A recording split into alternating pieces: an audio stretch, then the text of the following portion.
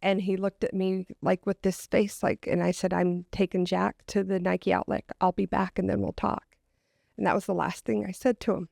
My last message with Tabitha was, Tabitha, are you there? And when she saw me, she stood up. And I knew I couldn't walk. I lost my ability to stand up and I fell to the ground. It's hard to live without your child.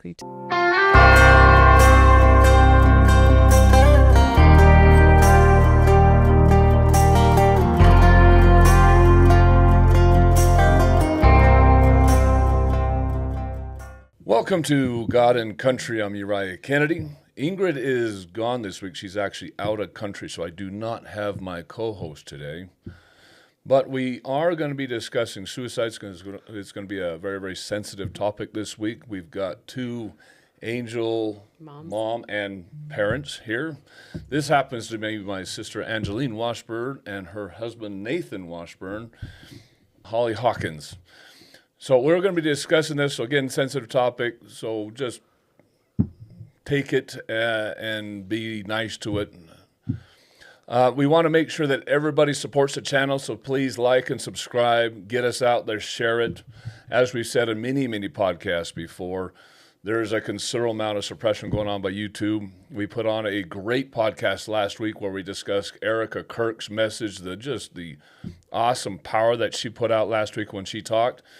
And then YouTube came around and made it so it was inappropriate for those who are 18 and younger and started trying to not put it out there, put a warning out in front of it and everything. So we ended up reposting it. But there's some noticeable suppression there along with the impression. So please like, subscribe, share it. Most importantly, listen to it. It's not just enough to have subscribers. We need listeners. We go through a lot of topics through our podcast, so please share it with your friends and family. Put us out on your own social media and help us get out there.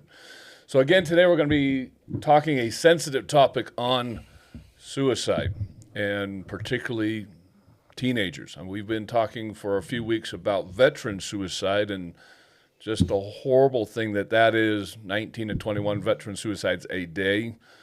And we thought it'd be good to talk about it with our youth.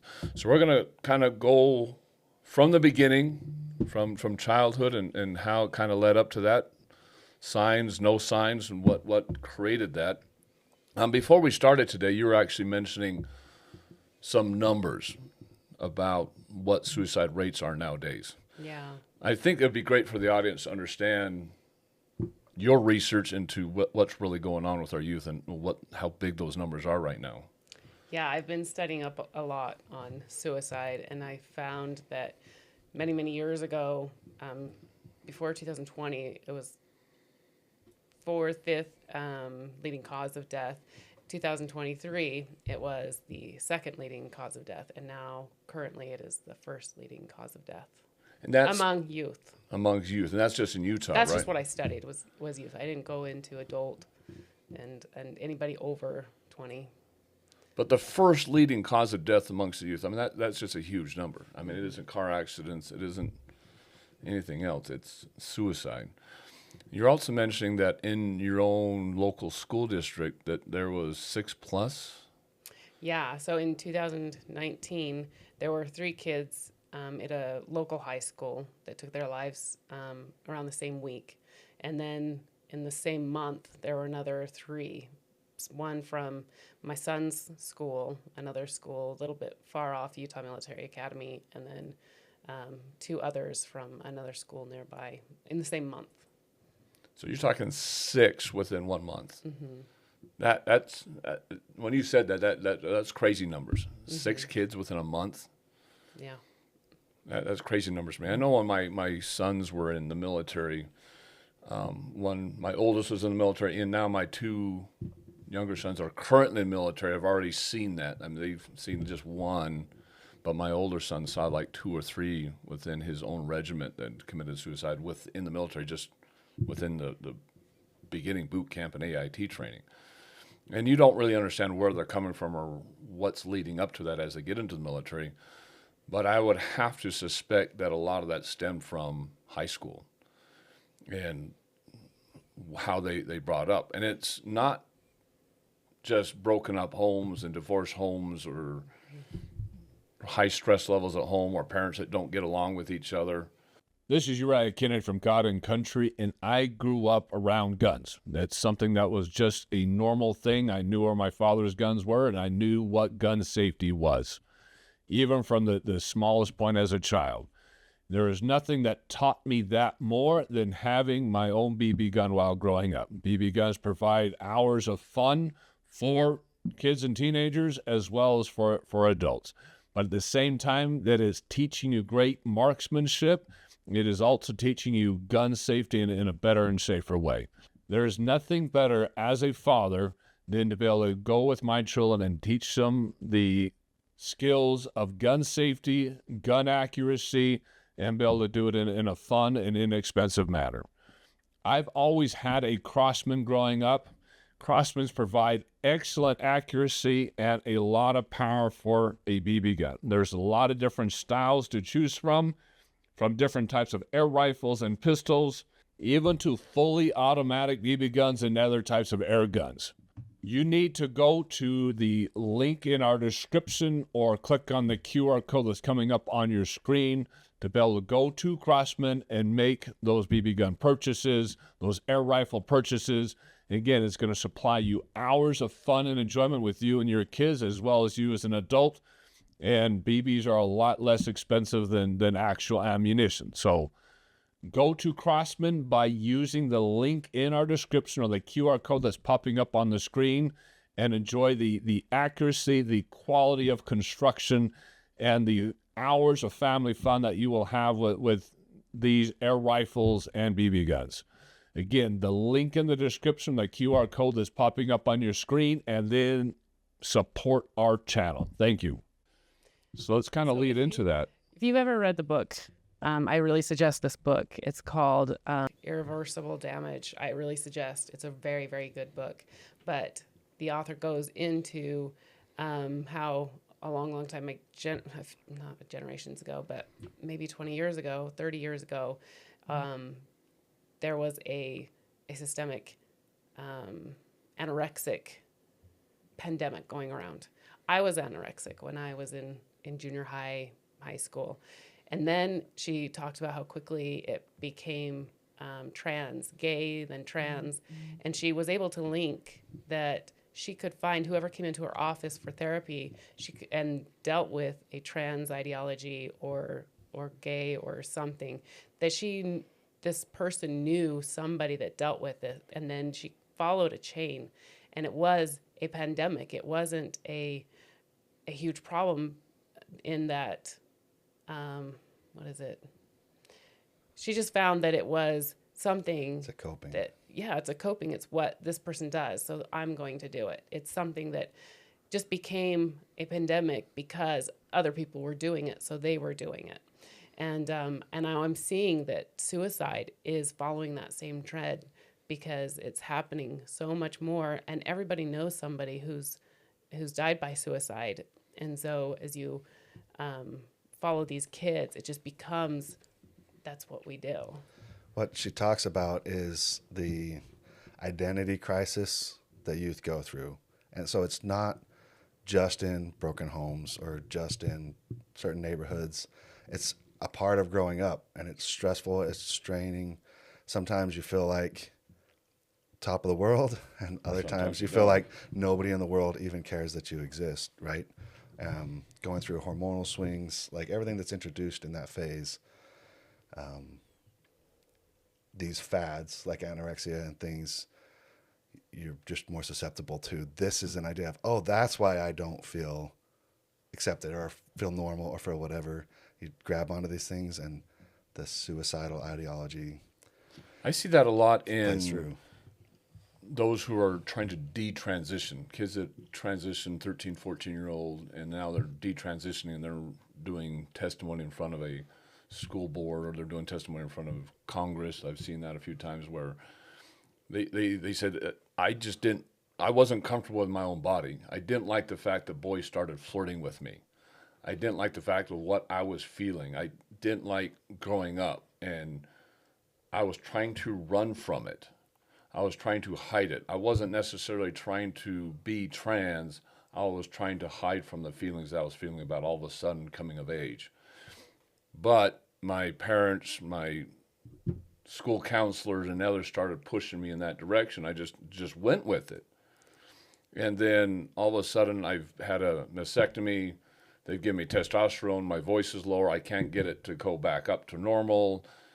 My liver is failing. I have all these other medical problems, and my life is now completely destroyed. And that was full testimony. I mean, we could probably find it somewhere, but Yeah, it's the idea that situation that you're in leads you to explore all sorts of ideas that you wouldn't otherwise. Like a lot of them turn into these, addictive or obsessive behaviors, right?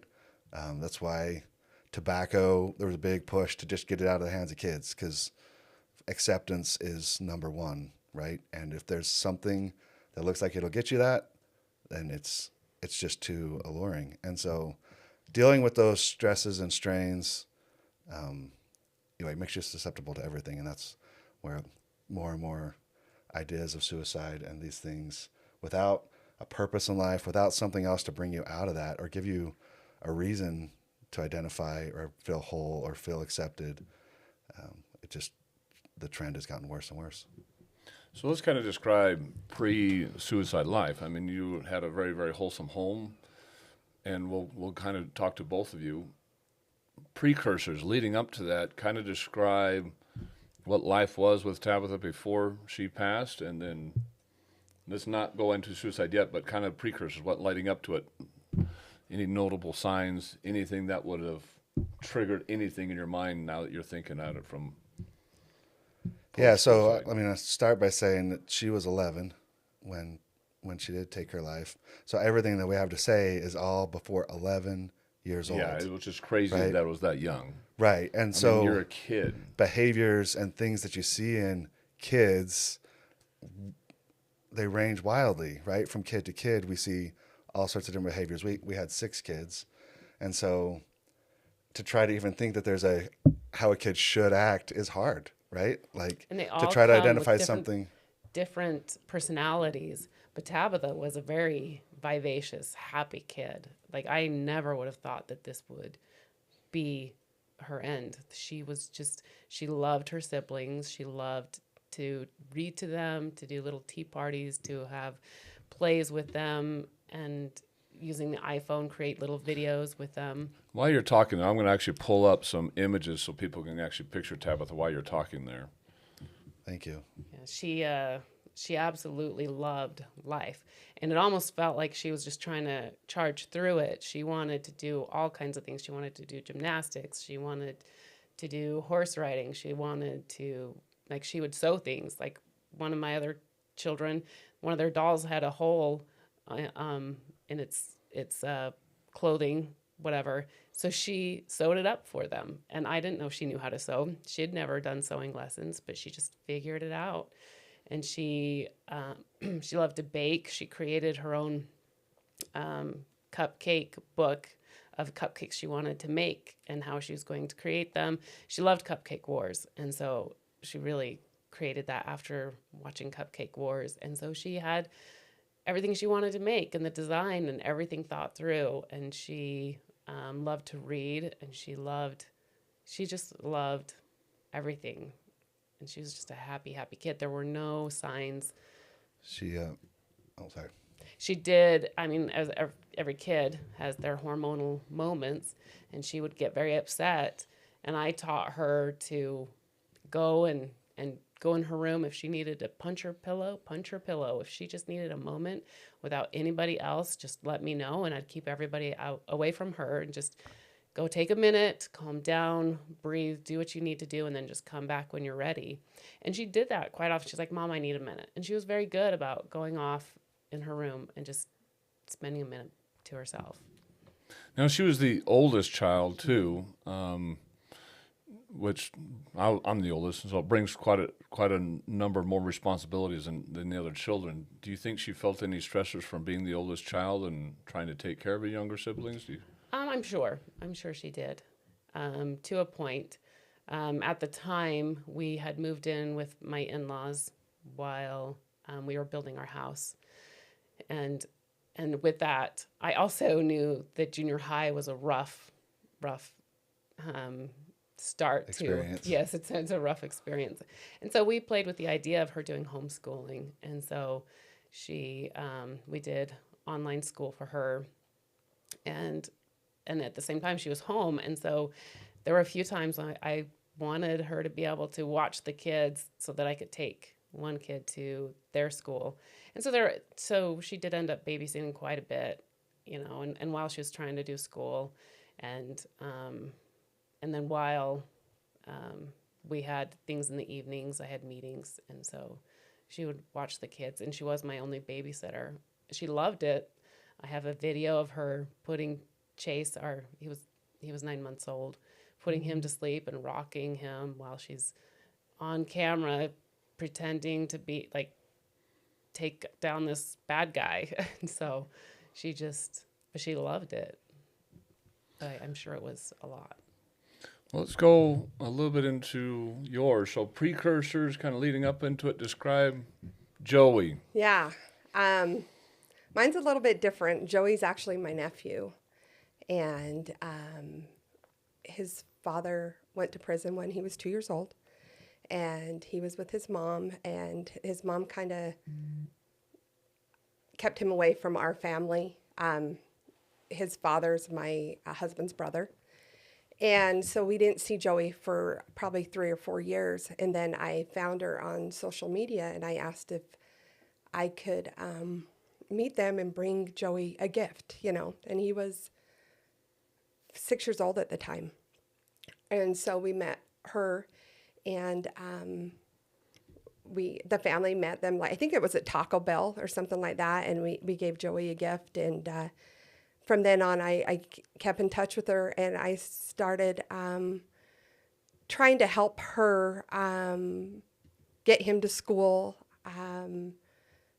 get a job, helped her with a resume, but things weren't happening. And when I went to visit Joey, I think he was 7 at the time. So for about a year, I was trying to help them, and he just put his arms around my leg and just wanted to come home with me and be with because I had other kids too.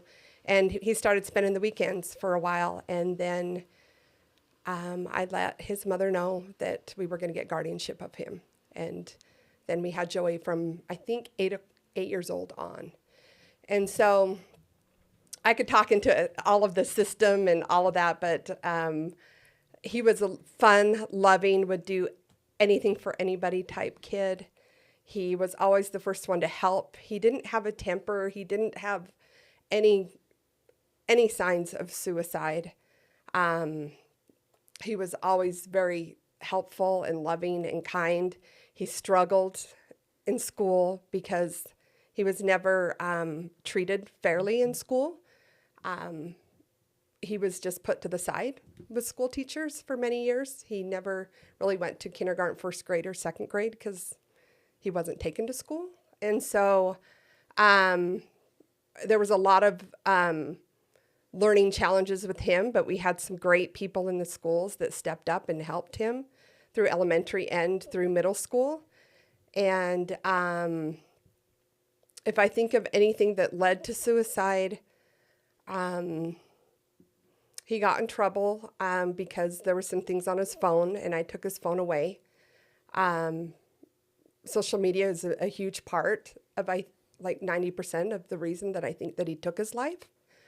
Do you think he was getting pressure from other kids online, or what do you think? Because I hear that a lot about social media, that there's a lot more pressures on social media, and kids are, because they have that kind of screen there where they're not really looking at anybody in the face. They're a little bit meaner. Yeah. And a little more influencing. They'll tell you to do things you probably shouldn't be doing because there's just no repercussions online. Correct. And he was looking for that. He was outgoing and had friends and would talk to anybody, but he was looking for that love, And he had love at home, but he's just always looking for validation, of being part of a group. And I feel like online he was going down a deep and I found this out after he passed away, so we can talk about that after. But I took his phone away and things like that. And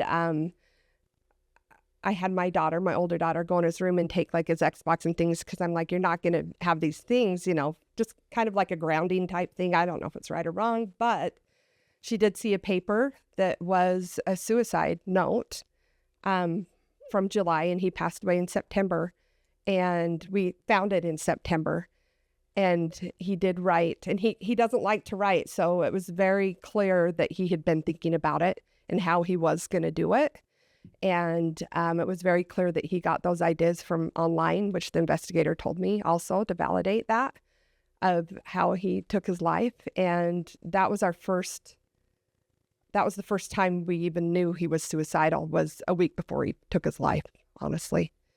And so I immediately called the suicide hotline that night, because I just wasn't sure. And he just played it off as a joke. Like, no, like, and So you found, I was serious. Your daughter found this letter a week before he actually did it. Correct. But it was written in July, because he dated it in July. Yeah, but so he had put it in months old, but just now, all of a sudden, it's out in the open now. And so he probably felt a little bit more pressure to either get it done or don't do anything at all, right? I don't know where, I know where his headspace is, but I don't know if you want to go there yet. But I know where his headspace was at the time that he took his life. But I think, I don't know what happened in July, but obviously he'd been thinking about it. What led to you taking custody of him? He wasn't,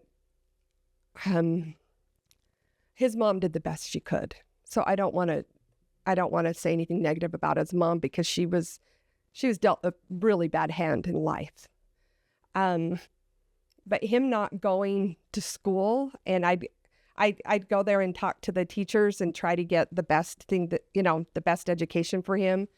And I went to go pick him up, and his mother, and he was in his pajamas, and it's just kind of the straw, the last straw, that it's like, you know what, this isn't working. I tried for a year to make it work for them and get his education and be where he's at, but it wasn't happening. So then when we first got him, we didn't have custody or anything, so I had to go through Medicaid and go through all of that and therapy. I wanted to make sure that he wasn't sexually abused and all of that. And I did that for a year, and that's a whole other discussion, because I learned a lot about state assistance, which I've never been on or any, you know what I mean? But I realize it's there for people, but that's a whole other subject. Yeah, I've gone down But I went that through road all before. that with him. Yeah.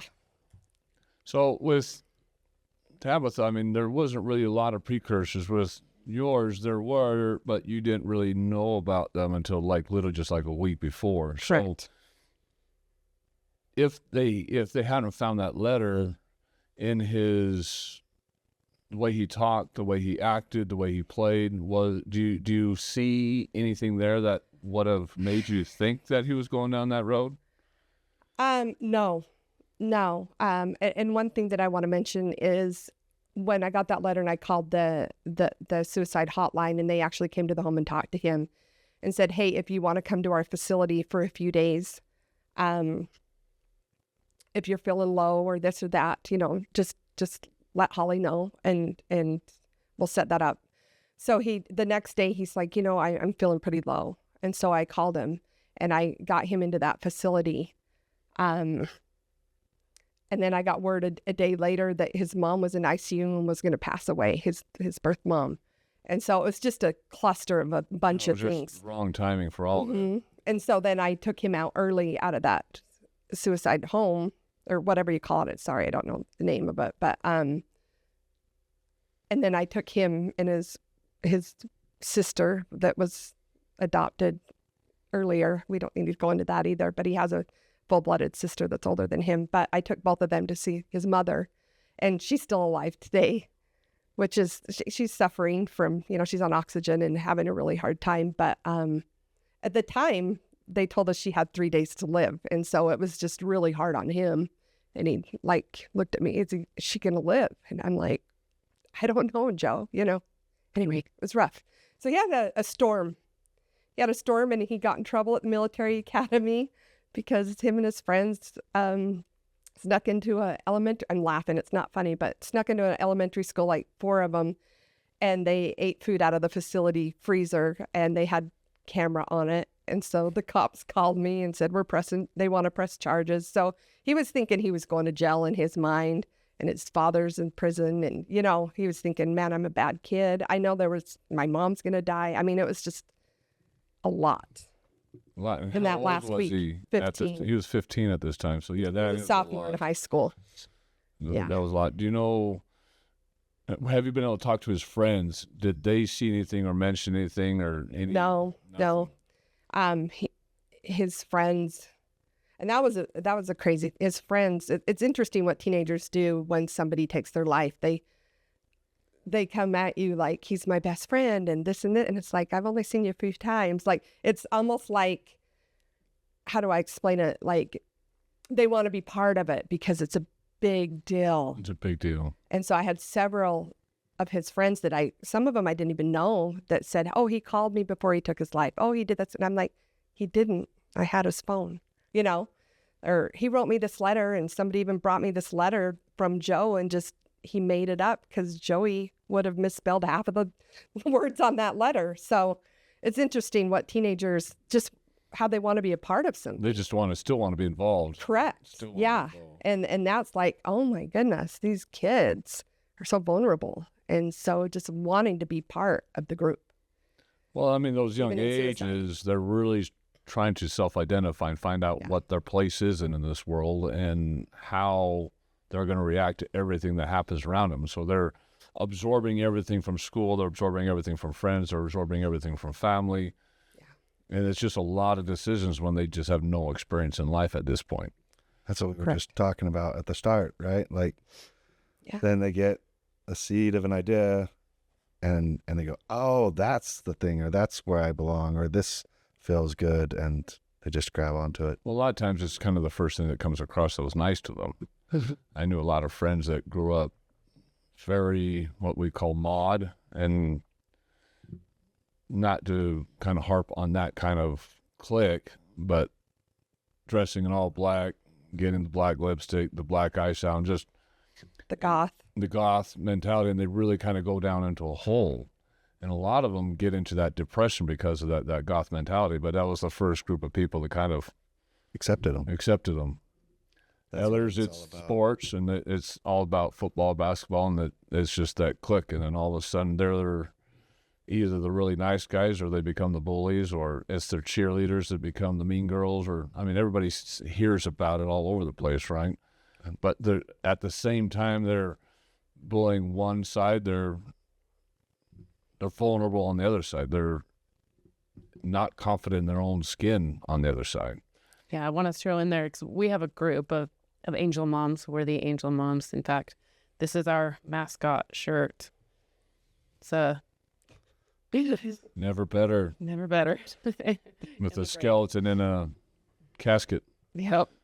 And so we get together once a month, and we try, and we do dinner and go to a cabin once a year. But more of our angel moms that are joining are moms of children that have died by suicide, and that's us at Bear Lake, and just in August.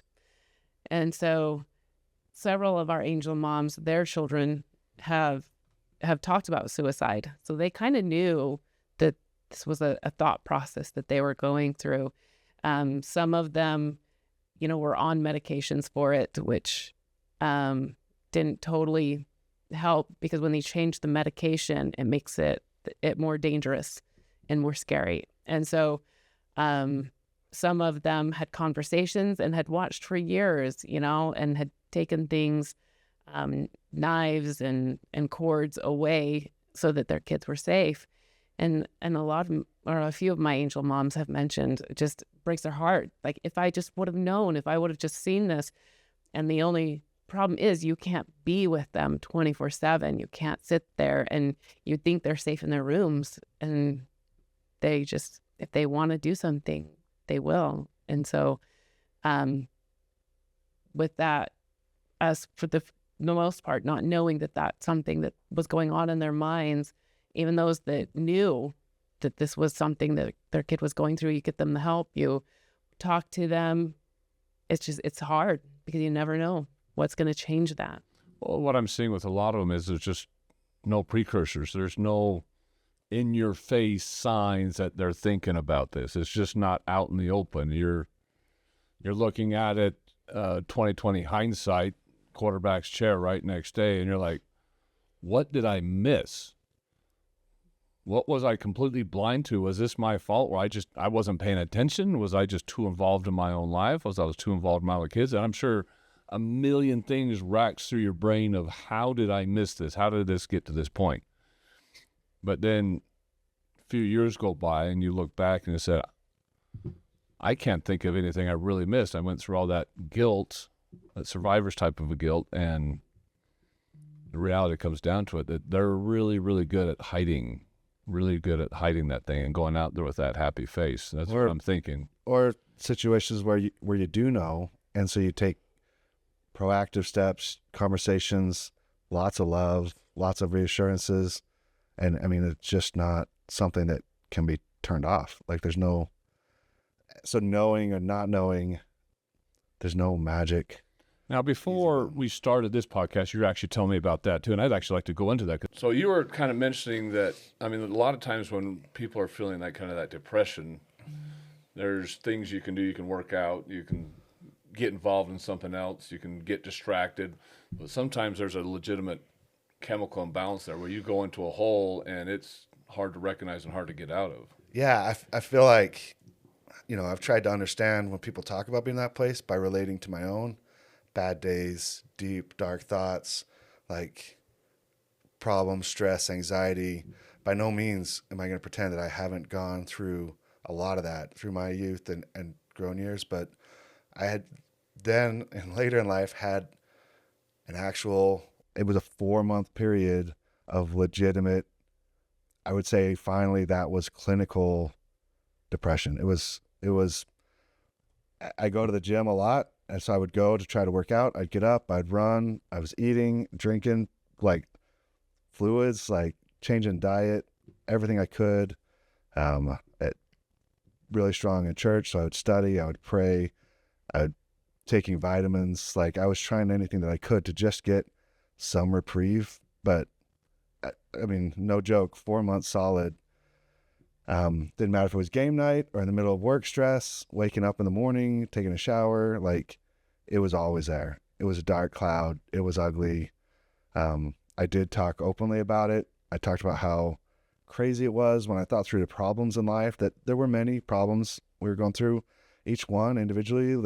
There's a plan and this is how we're going to work through it. And this is like, I didn't have anything unresolvable in the stresses. So it just blew my mind that I couldn't feel good. Like we were at Thanksgiving with family, having the best time. I mean, food and games, playing some of my favorite games ever. Like I look forward to it every year. And in the middle of it, I'm trying to just smile so I don't bring the whole group down, because inside I felt like just falling apart. And I've heard people describe it. And again, I try to compare it to my bad days, but this was different. This wasn't a bad mood. This wasn't a bad feeling. This wasn't anxiety. This was clinical. And it anyway, thank goodness it was only 4 months. Do you think that was a chemical imbalance that somehow? I try to think through all the things. I was making life changes in health and diet and all these things, and like, could it have been one of those? But 4 months, like solid. And Well, you're lucky it was only 4 months, because I see people that describe what you're describing, and it's years. Yes, years going through that. I can't fathom. I can't imagine. Like I had thoughts of like, what's the point in going on there, but they weren't suicidal. The thing, I was so apathetic. I didn't want to die. I didn't want to live. I didn't want to go to work. I didn't want to eat. I didn't want to not eat. I didn't want to sit there. I didn't want to get up. Like, so there was no like, I need to end this in my situation at that point.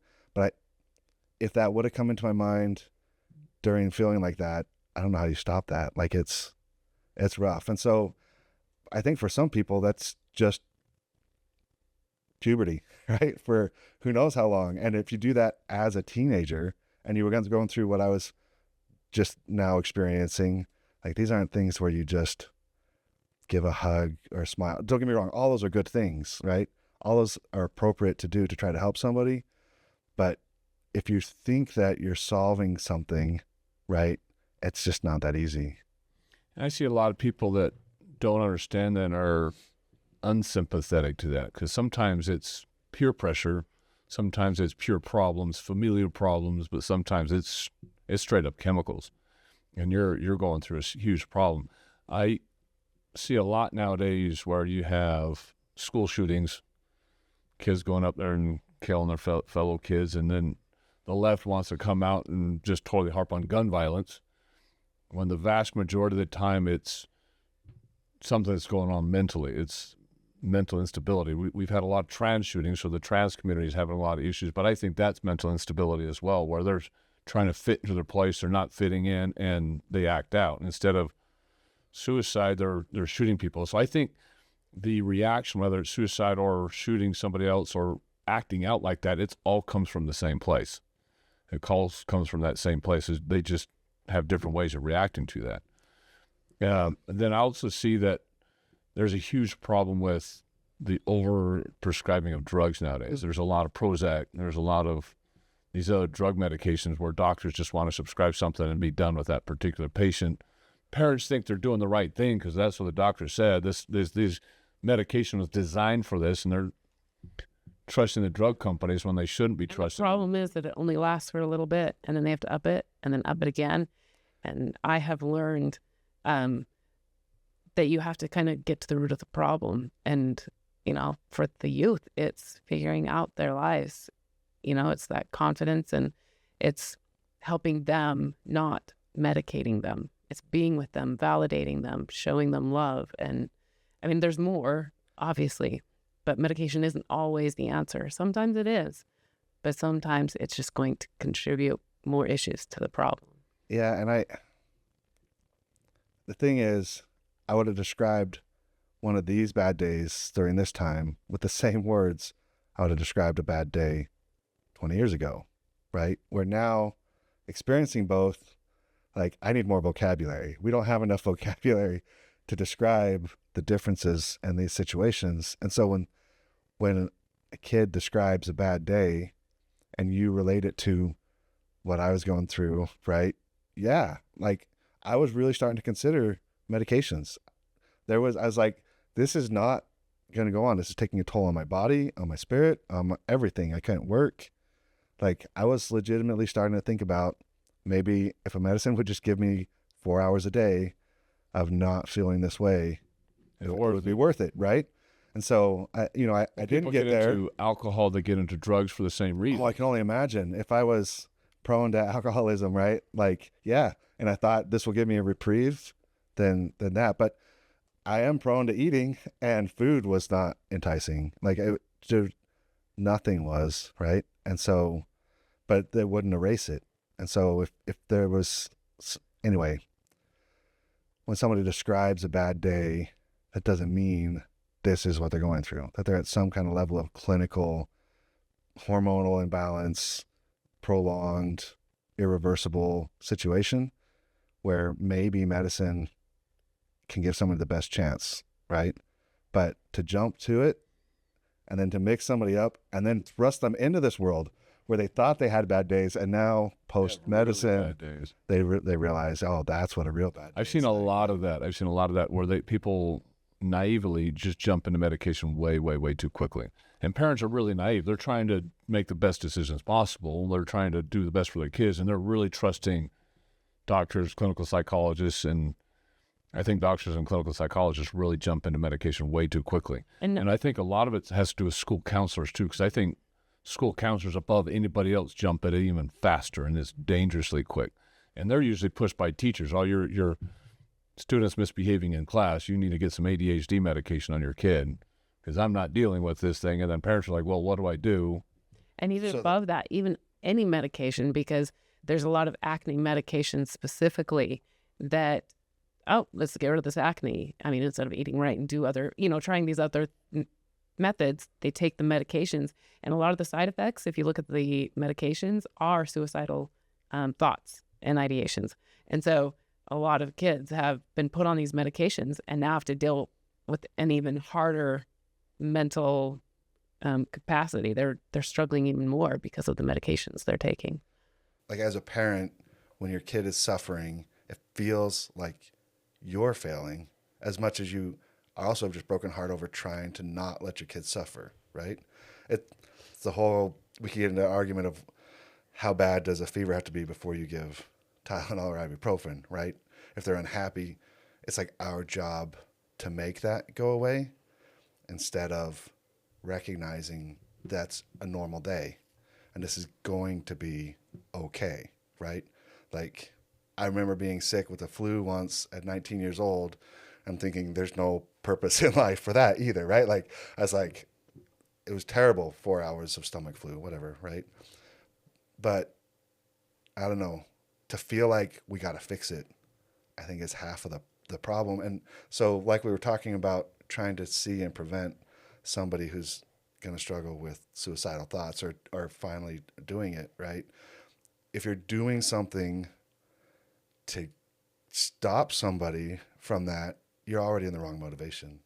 Like life is hard, right? If you can just empathize with somebody and help them recognize that, yeah, this is legitimately a hard day. This stress is legitimately painful, but that's not problematic and it's going to be okay. So that next time something hard happens, we're not jumping for, how can I make this one disappear, right?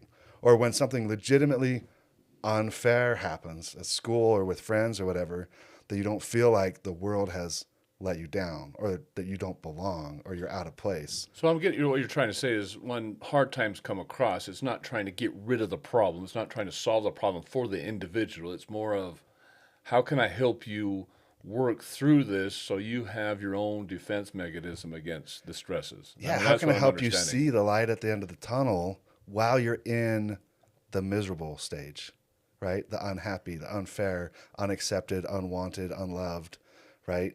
Sit and talk about how this is how you're going to feel again next week, right? But watch, this week you're going to find out you're going to be fine tomorrow. Tomorrow's going to be good, right? So then when this happens next week, it's not, oh, it happened again. The world, I'm never going to be happy. It's going to keep happening, right?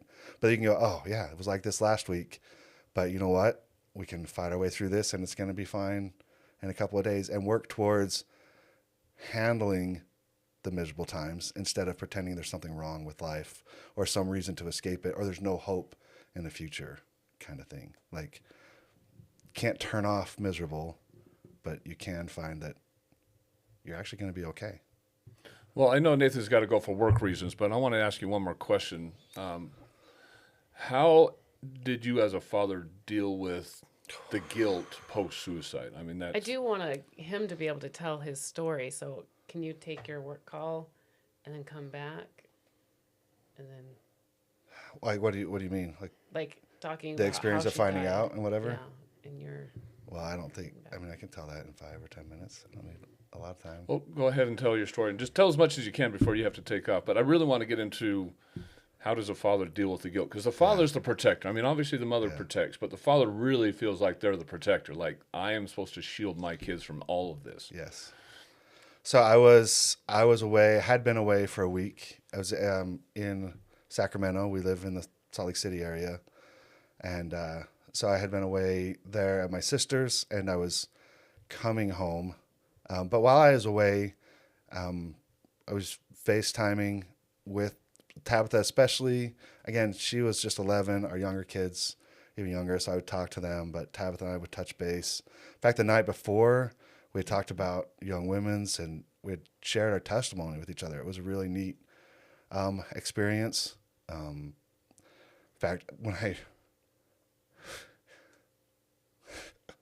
reached out to her for that one, I messaged, "Hey, Tabitha, are you there?"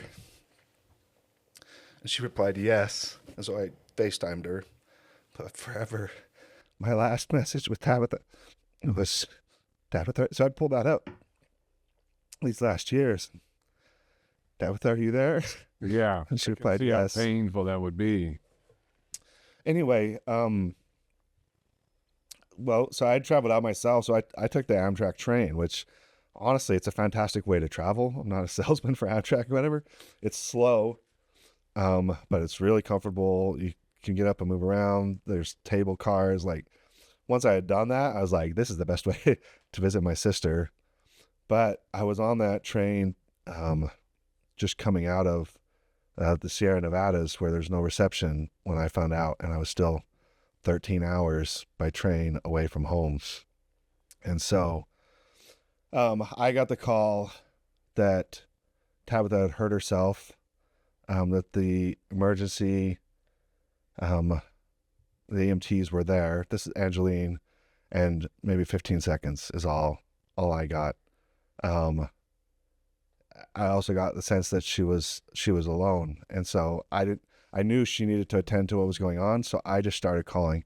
I called her mom. I stitched a card around the family, trying to start a calling tree, get people over there, because whatever was going on, she was gonna need a lot of help. In the middle of that, realized we were coming up on Reno in Nevada. There's an airport there, and so I chased getting a flight booked, and then was going to get off the train in Reno.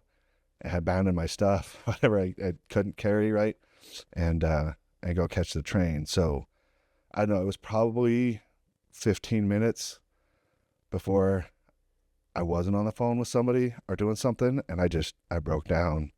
At this point, I was just crying over my daughter who hurt herself. That I hadn't got the news anyway that she had passed away, but it was really, really hard, and I felt really scared and helpless, far away, nothing I could do. When I got off the train and ran onto a taxi, I was sobbing, red-faced, wet.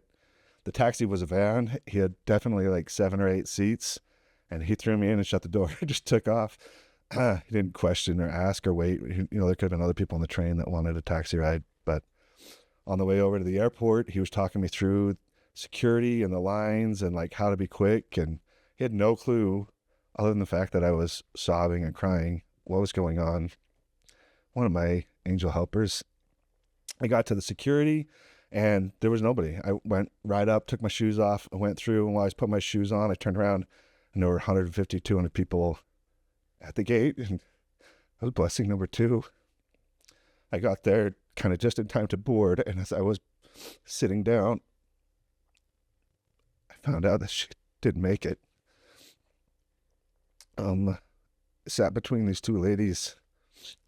They might have sat after me, but I was sitting between these 2 ladies, and I was sobbing, and I sat up to take a breath, to just stop, to hold it in, and they both went, "Don't you dare." Let it out. So then it was, I remember 2 hours to land, which is better than 13 hours on train. The whole flight. Did those 2 ladies know what happened? Had you shared that with them? I did not share. They may have maybe seen a text on my phone, because I looked at it at one point, or my sister in Sacramento messaged me, and I messaged her back telling her that Tabitha had passed away. They may have seen that. I don't know. But they asked me and just kept me talking. Anytime I stopped, they had good questions. They were definitely my angels for that. Because what was trying to get in my head were all the what ifs. What if I was there? What if I hadn't gone on this trip? What if I hadn't taken this job? What if we weren't building a house? What if we didn't have her doing homeschool? What if? And I didn't let myself think through any of them. I could feel them, and I was fighting them off, talking. And I wanted to be with family. But while I was talking, it's like back of my head was thinking, half of me was talking and telling stories, and the other half of me was planning these things and dealing with these. And when I got to the airport in Salt Lake, my brother and your brother were there. And so big embrace and a hug, and we started driving. And I said I wanted to say them out loud. The what ifs. I didn't want them to be in my head, tearing me down and destroying me.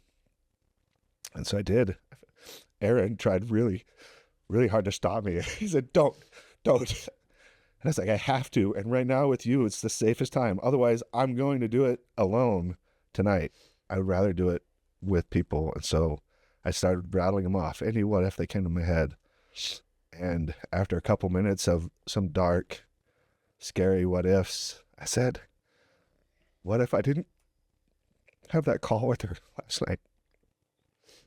What if we didn't play baseball? What if we didn't do all the, I started listing off all the good, awesome times and good experiences that we had. And so for me, all the questions of failing as a father, I decided to just accept them. Like, maybe I could have prevented it, but that list goes longer on the side of all the good and amazing and fantastic times that we had. At 11 years old, it's hard to say where her head was at, but whatever got her there, I know she didn't really understand the consequences of her decision. The medical examiner said the position that she was in, within about 7 seconds, her anxiety, her heart rate, all the things that would have gone would have made her pass out. And the situation she was in left her to die. And so I can't even play the game of trying to judge her, which again, all sorts of what ifs you have to deal with in the situation, right? But no, I think it's been really helpful to face it, to talk about it, to deal with it. I love the Angel Mom groups getting together and sharing.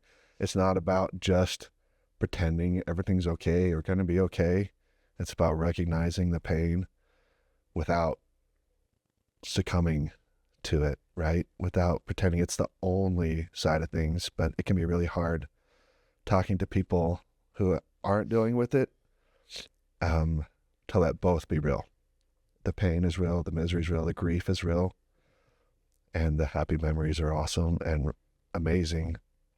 I can see how a lot of men that are parents who have gone through that don't go through all the what ifs. I'm supposed to be here to protect her, go through that entire guilt syndrome, but then never get to where you got to very, very quickly, where they start seeing the positive and they go into a depressive state themselves. So out of everything you've gone through, what would be your recommendation? What would be your counsel for those who are not getting there to the good side of it as quickly as you got to it? So coming from an introvert who doesn't like to talk to people, and I get my energy from alone time and like meditation and study, that doesn't work here. We're social people, we're social creatures. You're going to have a lot of people around you who don't know how to talk about it. And they're going to say things that don't translate because they're trying from the outside to be involved. But I would say work through it. Own your feelings, own how you're feeling, own your grief. It's not for somebody else to take away your grief or to fix it.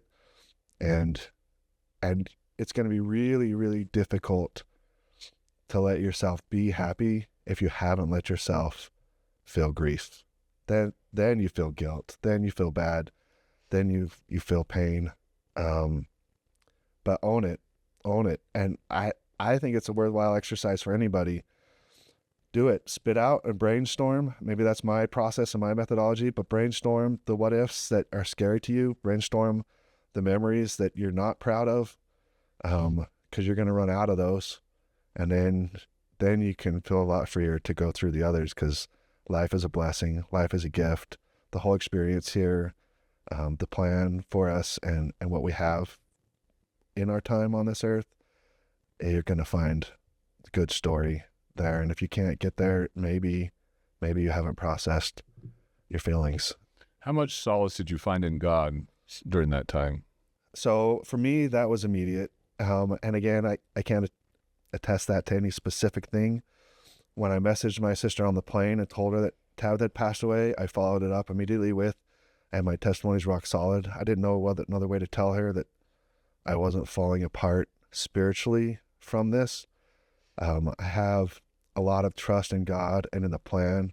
I have a lot of trust that this life is a tool in God's toolkit to help us become like him and handle our eternal lives.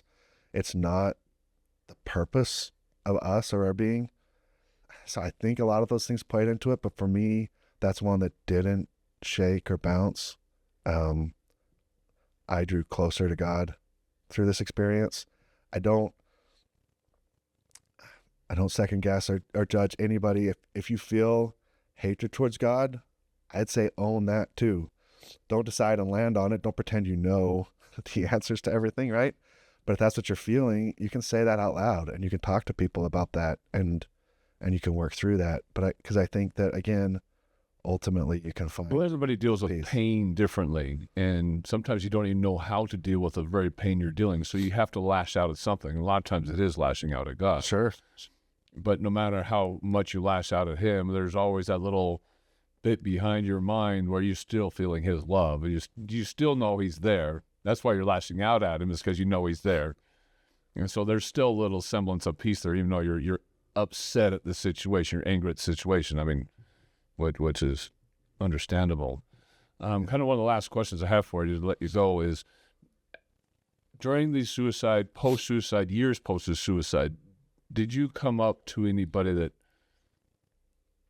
inadvertently tried shaming you as a father because of what your daughter did?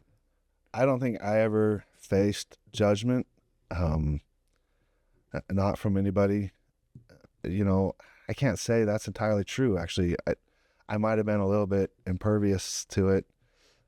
There were some comments about questions about what was home life like, right? And, home life wasn't all sunshine and rainbows, right? And maybe that's what they were getting at, was some kind of stress in the home caused it. I think that it would make me feel safer if I thought kids only committed suicide if there was some problem at home. So as long as I took care of home, like, that would be a great feeling to know, oh, my house is safe because we don't have the problems you have. So maybe people were getting at that, but I never felt picked on or judged, or like somebody looked at me as a failure. In the process, I've got a lot of sympathy and a lot of empathy.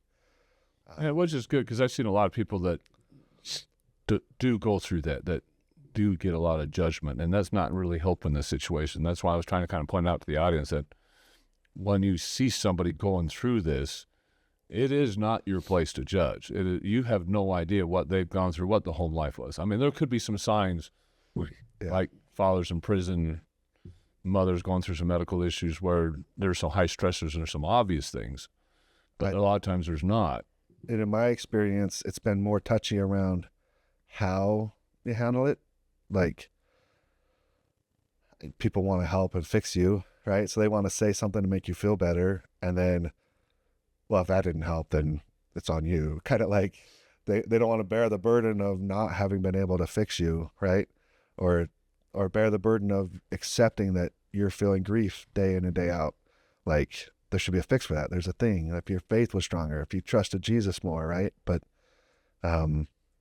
anyway, faith and testimony and the eternal plan and the amazing power of our Savior, like, these things absolutely helpful, right? But I miss Tabitha, and who's going to tell me that I shouldn't miss Tabitha? People think it's going to get better. You're going to learn to get past it. And I personally don't think you don't get past it. You just learn to live with it. No, I had a coworker who had some tragedy in the family and lost his parents and a sibling.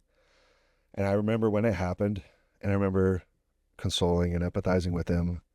And then I think it was 3 years later, he had a week off of work. So we were wrapping up stuff his last day before his week off. And I said, I hope you're going somewhere fun. And I knew him well enough, and I was there when I knew when it happened. He's like, actually, this is the anniversary of that. I'm just going to go up to the grave sites and I just need a week. And my immediate thought, impulsive thought, right? Like, was still like, what? And I had better sense than that. And I remember showing him some empathy and be like, yeah, I hope you're okay. But my thoughts were really like, wow, like, it's been 3 years, and now we're sitting on 9 years, and it could be yesterday. Like it just is what it is. And if from the outside you wanted to try to fix it, or from the inside you thought it would go away, I could tell you that it's not unbearable all the time, always, but I don't know. I still miss her. When would I stop missing Tabitha? Your father, why would you? Right. Like, it doesn't make sense when you talk about it like that. But then when you're hurting from it, people feel like, again, there's something wrong. We got to fix this. You shouldn't be hurting. It's the whole same thing we talked about with teenagers and over-parenting and feeling like you can't let somebody have hard times or somebody's failing, right? Like that. I think that's where the biggest struggle for people is. You just learn to live with it, and you're going to have your good days and your bad days, but yeah, that sounds so depressive. You learn how to work through the bad days. It's the strength you build that makes it so you can get to the bad days. It doesn't make them disappear. You just learn to work through them better. One of the things I learned growing up as a kid, and particularly in Scouts, was to be prepared. And particularly when it comes to my feet. You do not want to be out in a situation where your feet are incredibly uncomfortable and makes you absolutely miserable, makes the rest of the day absolutely miserable. So you have to go out there in the right equipment, whether that's hiking in the mountains, whether that's fishing on the stream, it's working out in your garden or out in the yard, or it's going out on the town or to the nearest rodeo in a nice pair of boots. You have to go out prepared so you look good, feel good, and most importantly, it is comfortable. Because again, there's nothing like being miserable walking around all day long. We want to introduce you to 3 different companies that are supporting this channel. We have Durango Boots, which provides the best Western wear and boots that money can buy. So you'll have the look, the feel that you want. There's also Rocky Boots for that great mountain wear, that hiking wear, and just getting out into nature and being prepared for what you're confronting. And then there's Mucky Boots or Muck Boots, which will provide the perfect waterproofing that you need for fishing, hunting, and again, getting out in the yard and working in the mud. These are great companies that supply a great pair of boots for you for any need, for any occasion. So again, go to the link in our description or click on the QR code that's coming up on your screen for any of these great sites, whether it's Western wear, whether it's the outdoor wear and getting up into the hills and the mountains, or whether it's muck wear that you need to be able to work around the garden or go fishing or hunting and not walk around it with wet feet. These are great products at great prices that will keep you perfectly comfortable all day at the same time that you're looking good. So trust these products, whether it's Durango, whether it's Muck Boots, or whether it's Rocky Mountain Boots or Rocky Boots, and go to those sites using the link in our description or QR code that's popping up on your screen. Again, the link in the description or QR code that's popping up on your screen, and support our channel. So a few months before Tabitha died, we went to the movies. We went, I think it was Zootopia, and Nathan was walking the kids in, and I took the tail end with the slower kids, and so they were already in the building. There's an older woman, had to have been a high 80s, and she looked at me and she said, "Are those all your kids?" I was like, "Yep, 6 kids." She said, "I had 6 once too. My youngest died when she was really little." And I thought, oh gosh, I'm so sorry. Wow. But it didn't hit me until after Tabitha died. And somebody made a comment, somebody that I was close to, not even, maybe it was a year and a half after Tabitha passed away. And she asked, "How are you doing?" And I said, "I'm struggling. I still miss Tabitha." And she's like, "Still?" And so the question that, you still miss your child? Yes, I still miss my child. And I often think of this old woman near death. And her first comment was, "I had 6 too. My youngest died." And I just thought, this is going to carry you the rest of your life. I'm going to remember Tabitha until the day I die, which I hope isn't high 80s. But it's something that... Probably going to be the 90s. No. No. But I told God he's got until I'm 60 to use me. And I'm done. It's hard to live without your child. You're kind of stuck between here and that eternal place they're at. And it's, you're just so split in half. It's hard to decide, where do I want to be? Good. I shortly after Tabitha died, I had a dream that I was on death row, and I don't know what it was that I had done or that they thought I had done, but in the dream, the executioner was asking me, how do you want to die? Do you want the lethal injection? Do you want to be hung?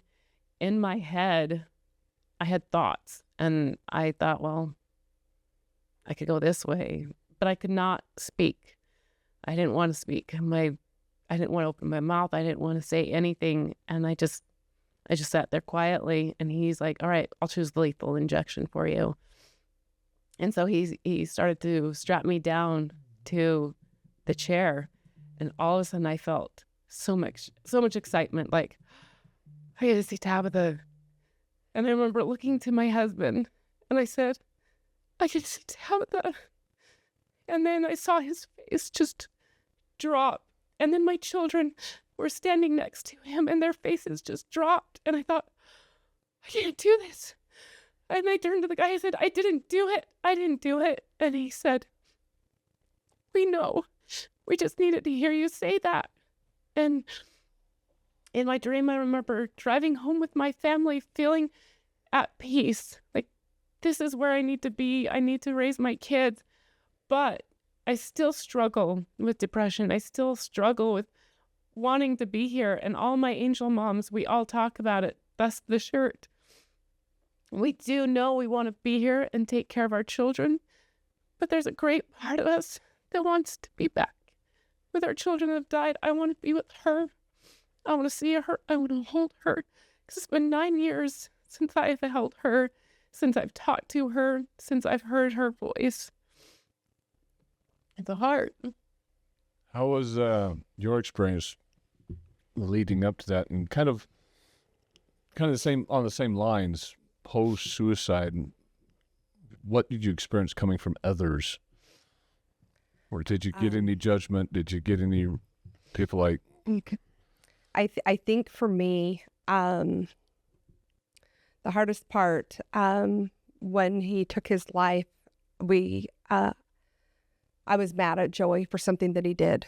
And my daughter, that was 17 at the time, and he was 15, they got in an argument. And I was mad at Joey, and I left him in his room. And he looked at me like with this face, like, and I said, I'm taking Jack to the Nike outlet. I'll be back, and then we'll talk. And that was the last thing I said to him. And I called his Aunt Sydney and asked her to come pick him up and maybe, just get him out of the house and give him a little break. And I was at the Nike outlet with my son. We didn't get there, but then I got a phone call from his aunt saying Joey had hung himself. And I think he's okay. I think he's breathing. And it was just a matter of like, what? And so I'm racing home. And my son that was 13 at the time was just freaking out in the car. And what I'm trying to say is when I got there, my 17-year-old daughter found him. And then my older son got him down. And anyway, it's traumatic for them. They had, mouth to mouth. My oldest son was trying to save his life, and my husband was in the backyard, came in. It was just, there was life light at the church. Everybody was around, kind of like what your husband said. And anyway, the hard part for me is the guilt. The guilt of leaving, and the last thing I seen was his sad face, and having people knowing, what he went through, and all the years that I took him to therapy and trying to get him out of that circle, like trying to save him, pretty much you're not going to be in the system. You're going to be in the Army. He wanted to be in the Army so bad. And he just really, really wanted to succeed. And then as a parent, I'm like, did I push him too much? Did I push him to places where he knew that he couldn't be and he couldn't handle it. And so from outside people like judging, everybody was just so, you did so much for him. You did this, you got him out of, a bad situation. But I didn't want to hear any of that. I didn't want to hear that. I was so hard on myself for so long that the guilt of him taking his life, that he felt like that was the only way, was really hard. It was really hard. I'm sure people said things that I didn't hear. I'm sure I don't know, like maybe so many times I'm like, should we have taken him? Would he have been better off just staying with his mom? And So like Nathan was saying, it's all the what ifs that hit your mind. It's bad. It's bad. It's bad. And then Joey came down. I think it was a couple weeks, maybe a week before he passed away, and he was crying and he was hugging me. He's like, I can't get the demons out of my head. And I've asked God to help me, and I've asked and I prayed and I have no answers. And so then you're like, okay, Joe, we're going to get you help. We're going to help you, with this, and had him talk to the bishop and things like that. And you just go through those things in your mind. Like, you just don't know where your child's mind really is, because he would hide it because he was so happy all the time and he would help everybody. And you just don't know how deep where he really was until after he passed away. And so what was it like dealing with the guilt post, and then how did your mind work around that? How did you accept that? Well, I still struggle with the guilt. Like when it's not your flesh and blood child, it's my nephew, and I loved him and I put so much into him. And I even have the guilt of neglecting my son, Jack, that's 2 years younger than him, because Jack didn't need therapy. He didn't need special education. He didn't need all of these things that Joey, like his eyes, he was 90% blind and whatnot. You know what I mean? Like the guilt of not giving your other child the attention because you're helping this child. And then it still lingers. I know that I did all I could, and I know God is probably happy with me, I would hope. But it's still hard. It's still really hard. You think as a parent, you're like, was I harder on Joey than anybody else? And I feel like I was, because he needed more. He needed help, he needed this and that. And it's just hard. I mean, if you could perfect like a parenting book, man, you'd be the richest person in the world. But it is so hard to parent. Each kid is so different. I have 5 children. Well, that's what you have to confront. So you have a lot of people in the audience who are like, well, I don't want to be cause of suicide. But at the same time, you have to be kind of hard on children, because you have to be the disciplinarian. Yeah. You have to lead them in the right direction. You can't let them get into the wrong crowd at school. You can't let them get into drugs. Yep. You can't get into premarital sex or anything else like that they might turn into. I mean, there's a lot of bad habits. And then when kids act out, you kind of have to crush that down and say, no, this is your place in life. Because if you don't do it now, the law will do it later. I mean, we look 100%. At all the gang violence out there, and kids just have no respect for authority at all. Yeah.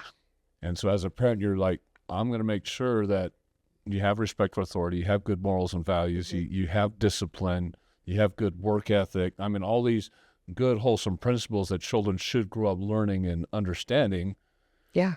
And then you have a suicide parent, you're like, did I do any of that wrong? Yeah. I think it's really hard thing that I heard shortly after I don't think I knew she had died yet, but our dad, he was one of the first with my mom. They were one of the first there while the paramedics were working on Tabitha. And I don't even remember what I was saying, but I remember just crying and not being able to figure things out. But I was saying a lot of things, and he just said, and I said, if I would have just done this, if I would have just done this. And he said, but you still had to be a mom. And I think that helped me a lot, because I could have totally taken her out of school. She didn't have to do school, ever. But You could have totally been the best friend and not the Yes. mom. I could have Made let life her easy, got away but- with anything, and she still probably would have ended up in the same situation. Because that could have made it worse instead of better too, on the opposite spectrum. Mm-hmm. Not Still having had to be a discipline, mom. not having rules, not having boundaries. Kids often makes it worse. Mm-hmm. Well, and like you said, and I think about this with Joe too, I'm like, if he hadn't have done that in that 5 minutes that we were gone, I feel like he would have done it another time. I really do. Well, It that's could have kind been of in the middle of the night, obvious because you know? you've been thinking about it since July. I mean, Correct. so it's been there for a while. And it wasn't with just, yeah, no open signs is what I'm hearing, right? Just no. it wasn't, because in September's when his mom almost passed away, he got in trouble at school, all of that, but he was thinking about it in July. So this is something that he'd been thinking about that could have happened at any time. It really could have. And I think for me, when it did happen, I was like, okay, we're selling the house. I can't live here. I can't do this. I can't, be where. But I remember the first time that I walked in his room, and the peace that I felt and the love that I knew that he was okay and he wasn't alone when he took his life. I really felt like he wasn't. And I'm like, okay, we can stay here. I know that he's okay. And you were at your in-laws, and so you eventually did move. So how was it walking into that bedroom after? So I'll kind of start how it all happened. Well, Yeah, let's do that. Let's start. Let's go from the beginning and kind of walk through what happened itself. Let's walk through the full story. So kind of begin your day, how it happened, ambulance showing up, family showing up. This is going to be the toughest part, but so, of course, Nathan was out of town, and I had a friend date. She came over with her kids, and so we were going to play games, and Tabitha was upstairs doing her homework, her school, because she was doing online school. Other kids were at school, and then I had my younger kids that were playing in the backyard, and my baby that was, he was 9 months old and just kind of scooting around. But my friend and I were playing, and Tabitha came downstairs and wanted a snack, and so I offered her some a granola bar, and she came and she said, "Can I play?" She loved games. We were game buddies, and we played game like Tuesday nights because my husband had meetings Tuesday nights, and so we would play games on Tuesday nights, and she loved them. And I said, this was May, and she only had a few weeks of school left, and she was a little behind, and I had signed her out. I signed her out of taking the state testing because that was just another thing on her plate, and it wasn't something she had to do for her future. And so I signed paperwork so she wouldn't have to do that. And I told her, just don't even worry about the stuff that I have to grade. Just do the stuff that the online school is requiring you to do. And so I felt like I had lessened what was on her plate, and she never complained. She did have a hard time because the program she was in, she would start taking the test and then, or quiz or whatever it was, and then it would kick her out. And so she had told me the day before, she's like, it just keeps kicking me out and I have to do it again and again. And I'm like, ugh, that's really hard. So that's when I signed her out of everything. I'm like, hey, don't worry about anything else. Just worry about that. So when she came downstairs, I said, no, you can't play with us. You've just got to get that stuff done. And I was like, will you check on the kids in the backyard before you go upstairs? And so she did, but she didn't get her granola bar. It was still sitting next to me. But she went upstairs, and not more than half an hour later, my friend's son had dropped a big toy down the stairs. And I was like, oh my gosh, what was that? And so we ran over, and saw the toy. And so I went upstairs because I could smell sunscreen. I was like, where's that smell coming from? And so I walked around the top of the stairs, and I had my son in my arms, and I opened her door, and she was hanging.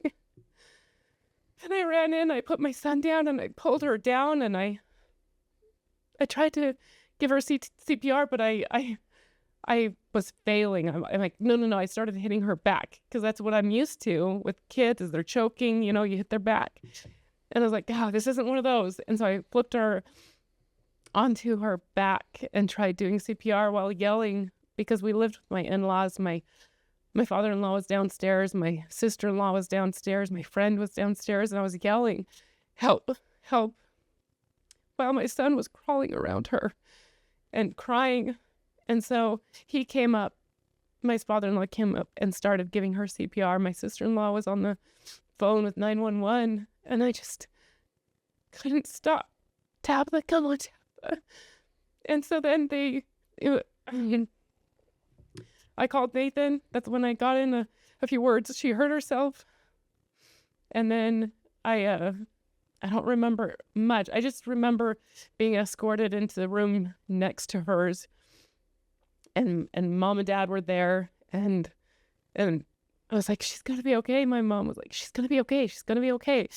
And Mom always had amazing faith and belief. And so I was like, yes, she's going to be okay. And then I heard, okay, they've got a pulse. And so I saw them take her out. I didn't realize at the time the school had just gotten out. So my son and my daughter had come in. I didn't know till years later that my son saw her. And what he remembers isn't quite reality, but he was young. He was 9. And anyway, so they got her out. And then I was upstairs still with my parents, and then the officer came in. He's like, come with me. And I was like, is she okay? He's like, just come with me. I was like, is she okay? And I didn't have shoes on, and I didn't have my son at the time. I don't even remember where he was, but the cop led me out our front door, and then down the street a little bit, and then there's a park there, and I saw an ambulance, and I saw the helicopter, and I saw that the helicopter wasn't on. The propellers weren't going. I'm like, why isn't it going? Why aren't they going? And then I saw the EMT leaning on the back of the ambulance, and when she saw me, she stood up, and I knew I couldn't walk. I lost my ability to stand up, and I fell to the ground. The officer, and I don't know who was next to me. It could have been my dad. I don't remember, but they picked me up and guided me to the ambulance where she was laying there. And everybody's expressions, they didn't have to tell me. I just crawled on top of her, and I held her. Could not believe this was my life. This doesn't happen to me. This isn't real. And just holding her and trying to soak in her face. And then they took us to the hospital. Well, at the time I was nursing, and I was like, I can't go without my son. Yeah. I need, I wasn't fully thinking, and so they got us to the hospital, and they let us sit there with her. And I remember, was it the chaplain? The chaplain was in the hospital room, and as family were coming, somebody came in and said, what happened? And the chaplain said, well, when suicide. I was like, no, it was not suicide. She would not do this. Yes, I pulled her down, but I didn't believe it was suicide because there were no warnings, there were no thoughts. She was a happy kid, and this wasn't something that I could conceive. There's just no way it was suicide.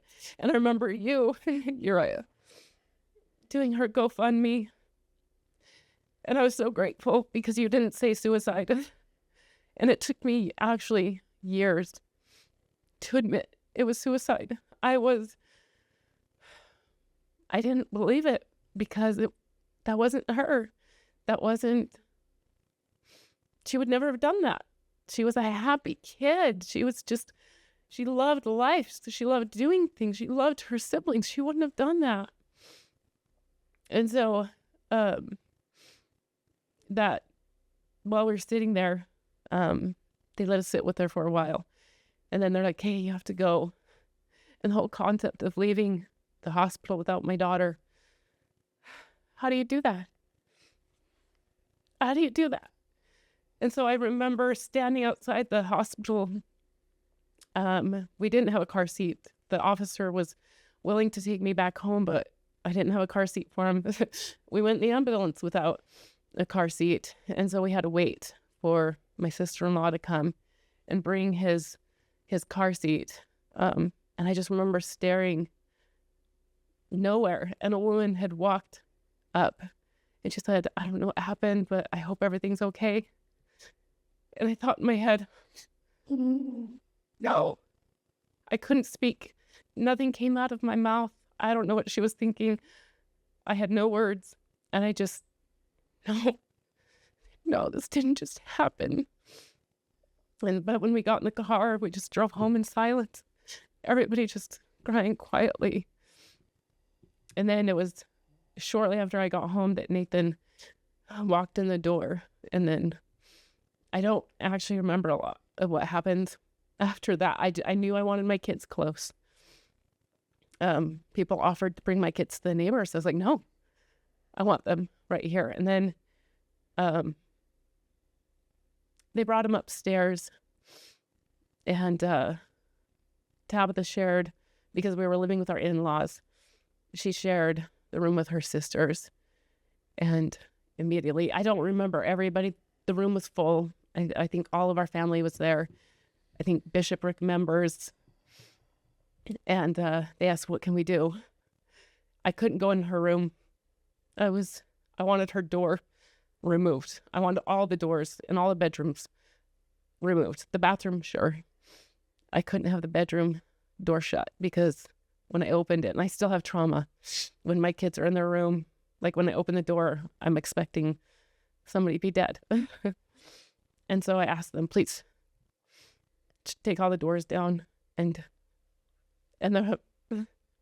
she hung herself on her bunk bed. She was tall enough she could have stood up.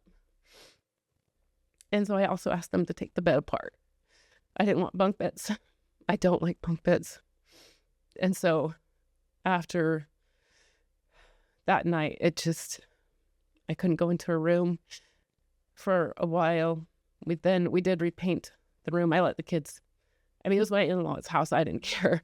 They were also very kind about how I handled things. But we painted the whole room. My sister-in-laws went and got brand new bedding for all my kids, so it didn't look like the same room. And so after that, I was more able to go in there.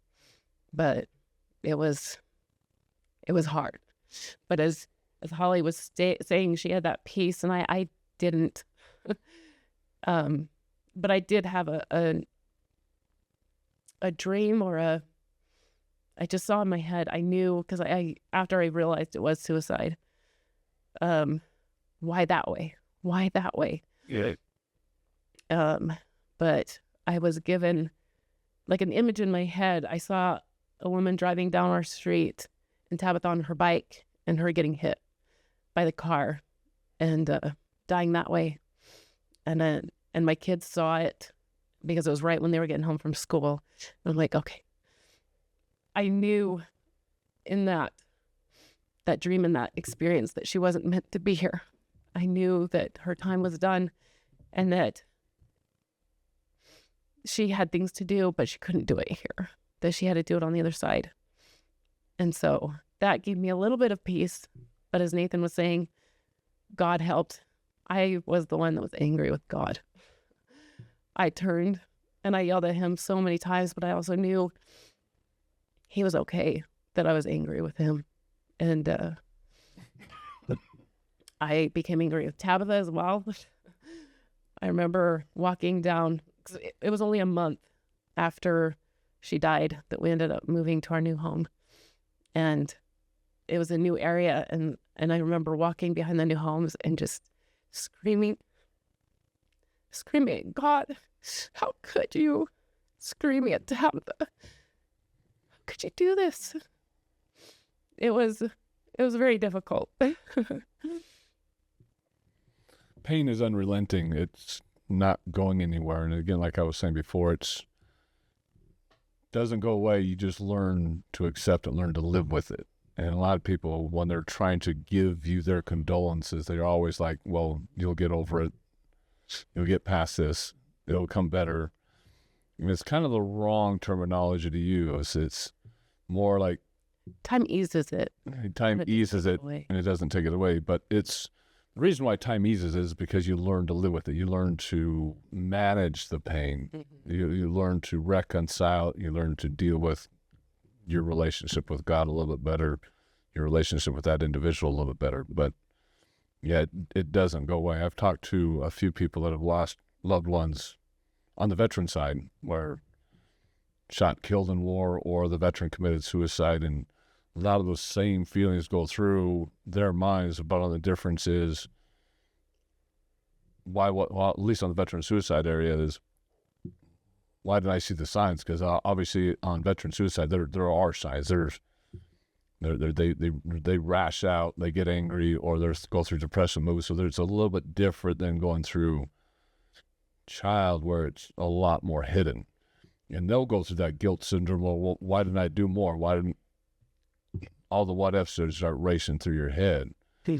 But when you're going through it from the child's perspective, where he had been going through it for months, and you learn a week before he does it, and he still does it, and you got him into home, you're getting him help, but then, like I said, it was a perfect storm. All these other things just start popping in, and you can race through that what if for a long time, and the guilt just stays with you forever.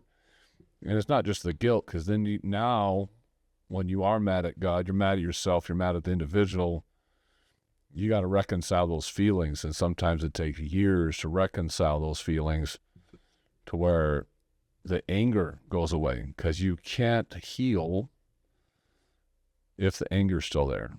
Mm-hmm. So describe how you overcame the anger side of this to where you felt like your heart could finally start healing. I think part of it was my angel moms.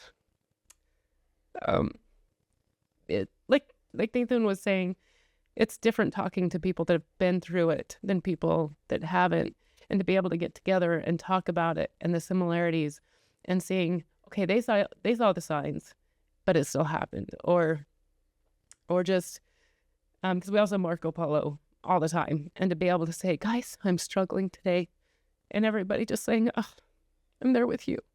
I feel that. And one of the biggest things too that I want to mention is that people forget how to mourn with those who mourn. I have a podcast as well. It's not a political one. It's religious, based on Joseph Smith, who's our fourth great grandfather. But I did one. I felt like we needed to do one on mourn with those that mourn, and so I did a podcast with my angel moms where we talk about how to mourn with those that mourn, because we're told to. You should, and many talks. And I've searched and I looked, coming from an LDS perspective, where are the talks on how to mourn with those that mourn? Because time and time again, I hear, oh, you'll get over this. Oh, she's in a better place. Oh, are you still, like, one of my favorites? It's from one of my angel moms, and somebody said, do you still miss, what's his name? Orion? Yes, I still miss my son. But I've heard people say, well, you've got other kids, or I'll be at the store, and friends that knew her and I was close to, I'd see them at the store and they'd turn around and walk the other way. I've lost a lot of friends, and I didn't think I'd lose friends losing a child, but I did. And it's not because they're mean or harsh, or I think they just don't know how to help. They don't know how to react. They don't know. And I don't hold They'd ill rather feelings. not say anything at all than say the wrong thing, and so they avoid it. Yeah, or bring you pain. And they're not bringing me pain. I feel it. I wake up in the middle of the night, even 9 years later, a month ago, waking up, my daughter's dead.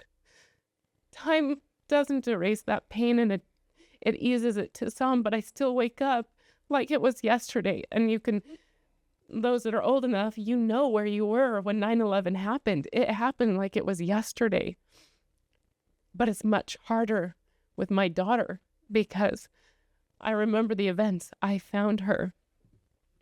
But to mourn with those that mourn, who mourn, is a huge, huge thing. I remember after Tabitha died, the next morning, I mean, people were great. People hung bows, and friends from my old neighborhood came and did things. My friend came and she just sat next to me all day. And she just, if you want to talk, but I'm here. And she just sat there. And then I told her about Tabitha, and I was just able to talk about my daughter, and that's all I wanted. I just want her name to be heard, to be remembered. And so my angel moms were a huge part of helping me to be able to talk about her. And because they all have that same belief in God, we could turn to God. Even those that aren't super religious, are not members of the church, they still let us, they believe in God. They believe in a superior being. But I pulled away. Even though I was at church, I sat in the pews. I went to class, but I was so distant. I wasn't even there. And then people would say, I've heard people over the pulpit say, if you didn't get your miracle or pray enough, it's because you didn't, if you didn't get your miracle, it's because you didn't pray enough and you didn't have enough faith. And in Sacrament, I was like, whoa! My husband's like, what? I'm like, did you hear what she just said? I was like, oh my gosh, I love her to death. And but I've heard it in different ways from different people. But I was like, my son was born with spina bifida and a mild cerebral palsy. He's in a wheelchair, and I could pray all day long. I could get the world to pray for him, and he's not going to be healed. And I didn't have time to pray for my daughter. She was gone too quickly. And so things people would say at church or callous things, and a lot of it was my fault, not my fault. It wasn't a fault. It was a weakness I had when people would say, yeah, I had a really bad day. Like, it's been a hard time for me because I got a paper cut, or I ran out of gas and I had to walk to the gas station, or my kid was in the hospital for a few days. And I come from a child who's dead and a child with these medical conditions, and he's in the hospital constantly for months. And I was like, this is what you're talking about? This is what you're going to complain about? And I left. I'm like, I can't do church. And I can't do this. And I stopped going to church. I stopped reading the scriptures. I stopped praying. I'm like, this isn't working for me. But even in doing that, and after, gosh, I don't know, a while, I don't even know how long it was, I realized I'm still sad. This isn't going away. I still had depression, and I still was in a miserable place. And I heard a voice say, you need God. And so I went to my bishop and I said, I need help. I am so angry with God because I know he could have saved her. He could have done something. He could have told me, go upstairs now. Because at that time I felt so close to the Spirit, dealing with other things. And so my bishop would give me things to read and tell me, okay, do this. And so I made an effort to read scriptures every day, to start praying to the one I don't understand, but also knowing he knows that I don't fully understand, but putting in a full effort and reading different talks. And then one night, because I'm not seeing the bishop, I think it was once a week. And then before our next meeting, like the night before, I had a dream. And in that dream, I was in a library, an ugly brown old library studying the things that my bishop had asked me to study. And as I was reading, the library started to change. I love bright colors, pinks and purples, and the library turned into this beautiful, beautiful place. And then all the books rearranged on the shelf, and then some on the ground. And then they pointed to the shelf, and there's this light on the shelf, on the books, on the binders of the books, and I could see the titles of all the books. And it was God, Elohim, the great I am. And each one had a title of God, of his name, and how he's known. And I heard him say, "This is me." I said, okay. And it wasn't that I fully understood him. I don't understand his ways. I don't understand why everything has to happen the way it does, but I understood that he loved me. He took a moment for me and knew that I was putting in the effort to get to know him. And that's what I was like, okay, I'm going to do my best, and I want to be here, and I want to help. And that's how I started to come back and do more things, especially for our family. There's things that we have to do in firesides, and I'm like, okay. And it wasn't shortly after that I was asked to give a fireside. And so I was like, okay, I can do this. So when you face death, I mean, we have some traditions. You have a casket, you have a viewing, people line in and line out, almost like a wedding. It's just, you go through the line, they shake your hand. I feel sorry for your family. My condolences. If you ever need anything, give me a call, right? That whole thing. And I think people really kind of get lost in just kind of sharing, yeah, I feel sorry for you and your family. Call me if you need anything. And it just stays there. Nothing really ever happens afterwards.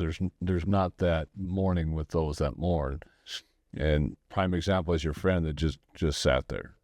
Mm-hmm. And with your angel mobs who have gone through that, I think you're probably just as much as a gift for them as they were to you, because it's that mutual support that all of a sudden you gain strength in that. We did a podcast a couple weeks ago with Warrior Risen Ranch, who deals with a lot with veterans. We also did one with Warriors Haven, which is another place up in Park City that deals with veterans. And the one thing all these veterans say is it's sitting down with someone who's been there and done that.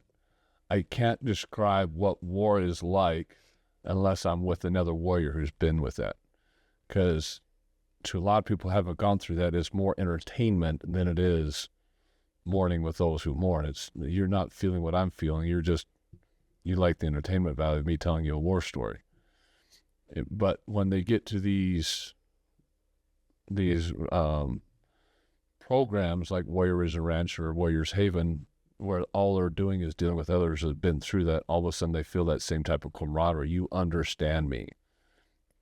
I understand you, and we can build each other together. And it's mutual strength all of a sudden now, where they were feeling incredibly depressed, and all of a sudden they're reaching outside of their own little box and helping somebody else. And the second you get out of your own box and you start sacrificing for somebody else, all of a sudden all that weight just gets lifted off your body. And then that other person can do the same thing and reach outside of their box and start helping somebody else, and all of a sudden their weight gets lifted. Because it's not just helping just random people, it's helping someone that's been through the same thing. And it's that mutual understand, that mutual respect that all of a sudden lives. So you're getting something from angel moms that you probably can't get from any place else. And the same thing with veterans. They're getting something from fellow veterans that they just can't get from any place else. But we as the public, we need to understand what it is to mourn with those who mourn. And it's not just saying, hey, call me when you need me. It's showing up all the time, even when you're not needed, and just being there. It's going to the door, let's play some games. Yeah. Right. What I love, I have a neighbor that she never met Tabitha because we moved in after Tabitha had passed away.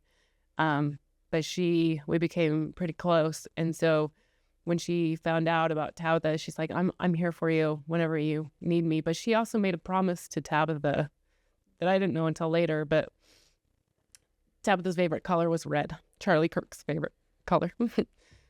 and which is also a hard week to lose a great man. But she said, anytime I see red, I know you need me. And there was a time, 2 years after Tabitha had passed away, and some major things were going on in my life. And she came over, she said, I saw a red balloon just going up, and I knew you needed me. I broke down. I sobbed in her arms. And then again, not more than 6 months later, maybe a year later, she was in her garden pulling out the weeds, and there was a red ribbon stuck in the roots. For another hard moment in my life, and she came over. She's like, Tabitha sent me. And every Angel Day, every birthday, she comes to my house with friends, and they do chalk on the sidewalk and say, happy birthday, or we love you, Tabitha. And it's not a lot, but they think about her, they're thinking about me. You don't have to do these grand gestures, just these little things that remind me or those that have lost their loved ones that I remember. On your side, do you have people that have reached out to you like that just kind of know when to be there? I'm going to share an experience. From as long as I remember, I've always been, I've had people that have passed that come here or come to me. And I learned later in life in my 20s that I'm close to the veil, and it's a gift. And many years I fought that gift because I thought something was crazy, like I'm nuts, but but it's actually is a gift. And I've learned the last few years that I need to share that gift when someone does come to me to give a message to somebody else. And I'm going to share just really quick something that happened a year ago. My mom and I were going to my niece's baby blessing, and we were late because we went to the wrong church. And there was a seat next to a lady, and my mom and I sat next to her. And immediately when I sat in that ward house, the spirit was really strong, like really strong. And when we sat next to the lady's like, I'm so glad you sat next to me. You remind me of my mom, and I just lost my mom. And right then I felt her mom, and I put my hand on her hand and said, your mom really loves you. And as it was testimony meeting, as it was going on, there was a kid that walked to bear his testimony, looked just like Joey, like same glasses, hair. And all of a sudden I was overwhelmed with love for this kid. I'm like, is this Joey coming to me? What is going on? But I just love this kid. And he got up and he bore his testimony, and he said he hadn't been to church in a year and a half, and he was dealing with some demons and things, and I just had this amazing love for this. I think he was probably 17. So after sacrament meeting, I went up to him and I introduced. I said, this is going to sound crazy, but he looked just like my son I lost. I think it was 2 years ago or a year ago. And his name was Joey, and you look so much, and I just feel this immense love for you. And he looked at me and he said, my brother's name's Joey, and I lost him to suicide. And I immediately was like, that was your brother that's telling me to tell you how much love he has and how he's happy, like he was proud of him. And then sitting next to him was his parents, and they had missionary badges on. And the guy, Mike Brower's his name, he stood up and said, Holly, I'm putting together this group. It's not church related, but it's in the churches, and it's how to heal through Savior's love for parents and family members that have lost children to suicide. And I need help. I'm just getting started on this. Well, I'm just like, okay, this is more than, there's a higher power going into this. Like, what the heck? So, I went to one of his meetings. It's kind of crazy because there's a sign. It's in a church house, but one's like AA and one's how to heal with Savior's love for suicide families. And so I went to it, and it was hard. It was hard. And I didn't go back to it for a few months, like 8, 9 months later. And I went back and I felt like it was, you know what? It wasn't, it was last week after what happened with Charlie. And I'm like, I need to do something. I'm just like, I need to do something. I need to get off my butt and start doing more. And I went to it, and there was 2 people that I was really able to help that were really suffering. And you kind of sit in a circle, and it's kind of like an AA meeting where you go around and talk and heal through other people's, help each other. And I was asked to start facilitating those meetings. So I feel like helping those, and then they're probably in the future going to open it up to just people that have lost people that just don't know where to turn or where to go. But I feel like God has his hands in all things. And I feel like that's, there's a lot of things that have happened with Joey's death that God has had their hands in. And it would take a lot longer than a couple hours to go through that. But that was one I wanted to share with helping others. That's great. I don't know how anybody would do this without God. And I love that this meeting includes God, because we've been to a lot of grief groups. And each one, it was the story of what happened. And you have some camaraderie. And my children were able to meet other kids that have lost somebody. But in the end, you always felt empty, because it was, and that's it. Yeah. They're dead, and that's it. And I couldn't live that way. And I'm like, I need more than, I need to know that there's more than that's it. And so I love that they had that group. And when I was young, a teenager, I was suicidal, but not aiming for it. I just didn't care. Like, I remember walking across the street, and I didn't care if I got hit by a car. I didn't look. I'm like, if I die, I die. Great. I never cared if I lived or not. But I didn't seek. I mean, I walked across the street without looking, but I wasn't super trying to end my life. I just didn't care. But once I had kids, I was here. This is what my life was about. And I didn't have suicidal anything until Tabitha died. And once Tabitha died, I was suicidal. I attempted twice to take my life, but it wasn't because you feel so pulled and drawn. I want her, but I want to be here, but I want her. And it's hard to be in both places. And then when more things hit and more problems come, it's like, I can't do this. I'm tired. I'm drowning. I can't do this. And in those moments, it's not like you're thinking about it. And I think suicide is something that like, I've had people say that's a selfish thing for you to do or to think about. And the true honesty is that I'm in so much pain, and I feel it. I feel it in my heart. And I know, grabbing my chest so many times because it hurts. I want to hold my heart because it hurts so bad, but it radiates your body. And I know each time when I get to that place, I feel pain down to my toes, my hands, my head. It hurts everywhere. And it's not like you want it just to stop. You're just not thinking anymore. But both the times that I went and I was trying to cut myself, my husband walked in, and then I was like, oh my gosh, what am I doing? It's like a wake up call. Like, oh my gosh, what am I doing? Even though I want it. I want to be with her, but that dream that I had, that I need to be here with my kids, is stronger. I'm like, I want to be here. I want to take care of them, and then I can be with her. And so I think having God in your life and knowing that there is more, that she's okay until I get there. I'm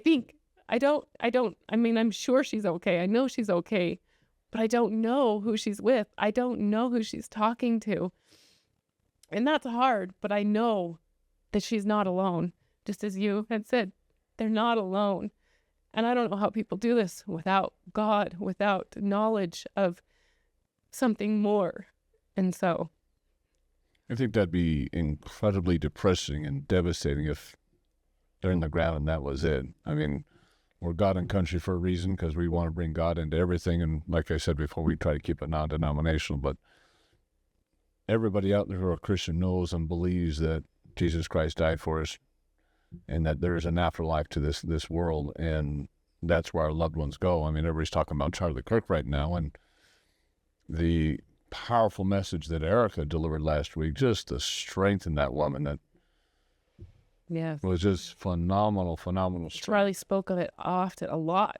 Just constantly, that even when he was in front of the worst people that just degraded him or tried to degrade him at all, he's just like, you just need to see yourself as God sees you. You need to be loved as God loves you. And that's the way he was. I don't accept your way of life, but I'm not going to degrade you as less of a human being, less of a child of God.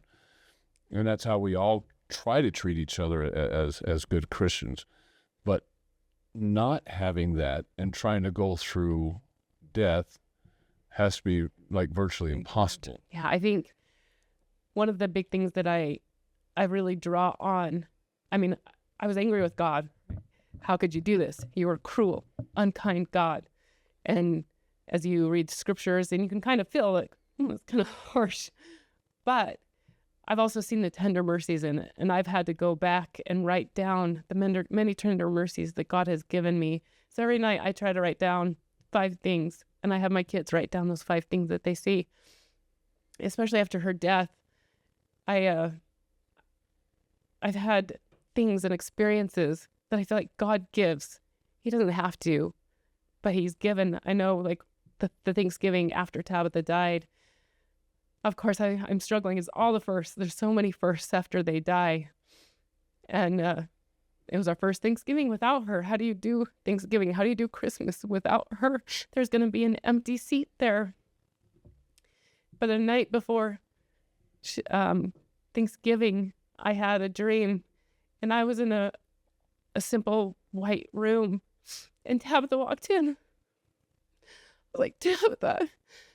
And I got to hug her and hold her. Like, I miss you. She said, Mom, I miss you too, but I'm going to hang out with you guys today. And when I woke up, I knew she was going to be with us Thanksgiving Day, and all day I knew she was there. And I knew that that was something that God gave me. He didn't have to give me that moment with her. And I've had many, many moments that I can't speak on because they are too sacred. But I've had moments that he didn't. And I had other experiences where God, through, I mean, not everybody knows our religion, but I was given a blessing, and I was told, my husband doesn't remember it, he didn't hear it, and maybe it was just in my head, but I heard, I am so sorry. I am so sorry. 3 times. I am so sorry. And I know that God doesn't just say, okay, here's your life, deal with it. Your daughter's dead, figure it out. These are the trials you're going to go through, figure it out. I think he's like, I am so sorry you have to go through this, but there is a purpose in it. And he gives little moments of reprieve and beauty to get you through it. And I've had those moments in those dreams, in that moment with her, hugging her before Thanksgiving, and God gave me that gift. It's just beautiful and powerful. I know there's probably a lot of people out there that are saying in their minds as they listen to this podcast, that's how I feel. And then a lot of people out there, like me, most people out there probably have never gone through this, are like, that's how it feels, with the kind of a better description. But I'm sure there's a lot of people, that's how I feel, and are automatically relating to what both of you have gone through. And they're probably going to like, how do I get a hold of them? So you can get a hold of us at usa@godandcountry.com. So it's usa@godandcountry.com. And if you're an angel mob out there and you're looking for a place to go, people to get with, you guys got a large group, it can always get bigger, right? This is Uriah Kennedy from God and Country, and I've been fishing since I was a little kid. My father used to take me out there and teach me how to tie the knots to get my lure on the end of that line, and then cast it into the stream or in the local lake that we were fishing at. There are very few things in this world that are more relaxing and more fun than getting out on the water and pulling in a big fish. In order to have that type of success that you want, to be able to get out there with your kids and be able to have them have that success, or not get skunked yourself, you have to have the best equipment. We all have known and trusted Rapala from the time we were little kids. Rapala has the best lures and the best equipment that you could possibly buy. Trust Rapala in all these needs, and go to Rapala by using the link that is on our description, or QR code that's going to be popping up on your screen. Again, you must use the link in our description or the QR code that's popping up on your screen. Trust Rapala for these fishing needs. Again, any type of lures, tools, knives, clothing, and apparel that you will need, you can go to Rapala and get those needs taken care of. Enjoy the water and enjoy being out there with your kids, and be successful at the same time, because there's nothing like getting skunked, but there's nothing more joyous than pulling in that big fish. So trust Rapala for those fishing needs, and go to Rapala right now using the link in the description, the QR code that's popping up on your screen. And thank you for supporting our channel, because I think that's a lot of what God does for us, is we go through things so that we can help others go through things. We gain strength so that we can help others gain strength. As hard as that may be, and as hard as going through it is, like I said, there's a purpose in everything. Whether she's got responsibilities that she's got to take care of on the other side, or whether it's just simply the experience of us going through it brings out strength that we didn't know that we had, or forces us to face something that we didn't know we had to face, or else we would have been stubborn or obstinate to some other principle we were to learn. But this is humble us in a way that we're a lot more open to things, and just gives us a little bit better It's humility, a little more even with that sympathy. Because Tabitha was the oldest, and now I've got 5 other kids, and a lot of them, most of them, have dealt with suicidal ideation. And so a lot of now is working with our kids, especially those that saw and have witnessed this problem, and my son who saw Tabitha have these things in their mind, their head, and so suicide become a big part of our lives. And I know people don't want to talk about it with their kids. It's so important. If you're not talking about it, they already know. Their friends are doing it.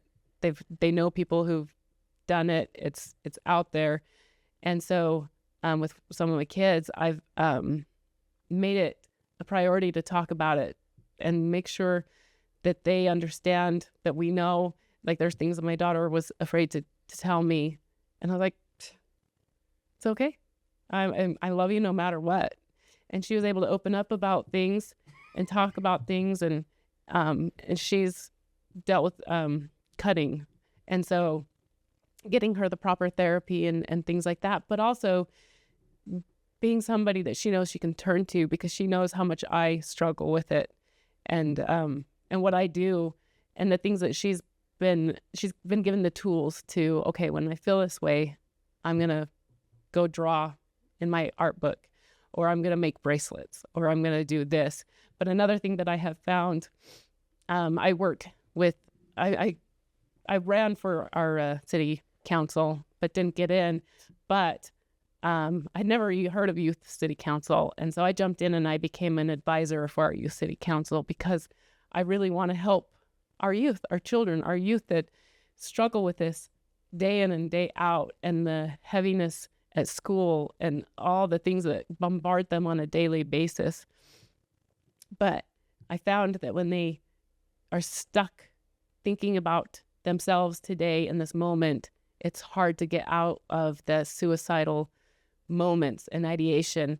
And so, like with my kids, and I'm hoping to do it soon with my youth city council, but my daughter, she didn't know exactly what she wanted to do in her career, but she's like, I want to work in a lab. And so we went to the local hospital, and they had somebody that gave us a tour of the lab.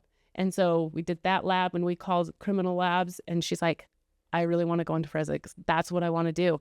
And so since then, she's had experiences, and I've helped her to be able to find other experiences to go along with that career she wants.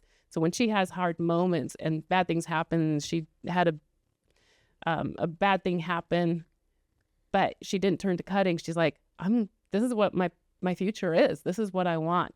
And so she gets outside of herself and she can see what she's going for. And my son he was thinking about being a vet. And so I was able to call a vet and they let him shadow them the rest of the day. And I think, like, I want to start a program where these kids can meet with professionals and they can show them, this is the career you want, if this is what you want, and this is how it goes, and this is what you make, and this is what you need to do in school to get there.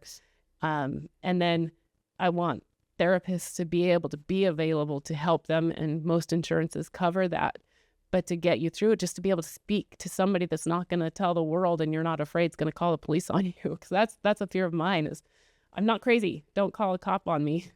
But being able to talk to somebody that you can trust, and then also work on that future. So when bad things happen or drama at school or things are going on, that you can see, okay, this is really hard right now. Like Nathan was saying, this is hardest moment. It'll get better next week, but this is the future I want. I want to be in the forensics. I want to be a vet, and that's where I'm headed. We've spoken about this in a couple of previous podcasts because we talk about a lot about the trans community and how kids are getting pushed that direction, and it's just sad to see that. But a lot of kids get stuck in that high school, this is my world, this is all that exists, this is all that I know, because it is all that they know. You know nothing 15, 16, 17, 18. Life hasn't even begun at that age, but yet high school is everything to you, and you're going through that puberty and where you really mentally think that I know what I'm doing, I know everything, I'm ready to be an adult. I've seen from my parents, I've seen from else, and you really kind of come out with that know-it-all type of a mentality. And so when you're know nothing, but yet you're thinking you know everything, but yet your world is so small and that's all you know is just this little tiny world, everything can become overwhelming. We compare it a lot to soldiers or a military where you've got a general sitting up on a hill looking over the battle and he's directing, and then you got the soldiers down in the trenches.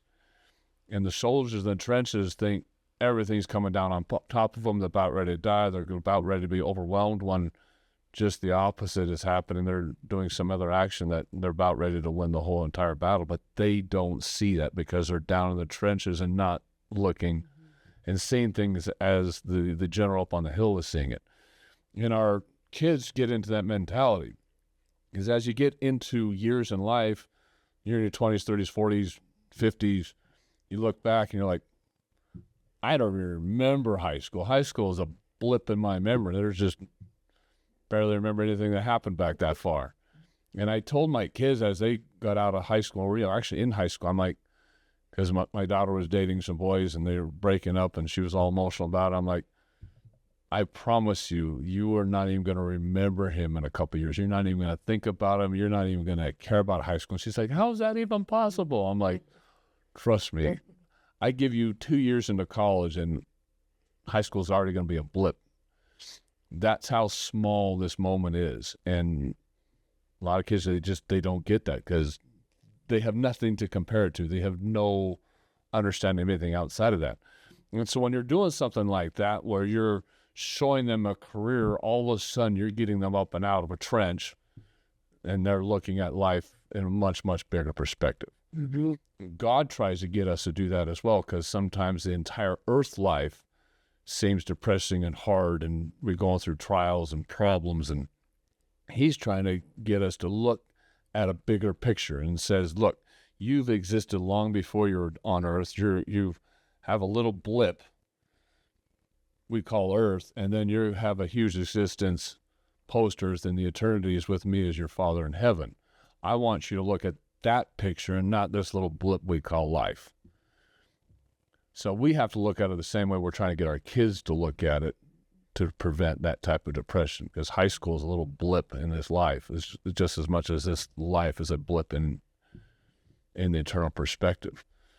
So there's a lot of things that we can learn from, all of us can learn from discussing this.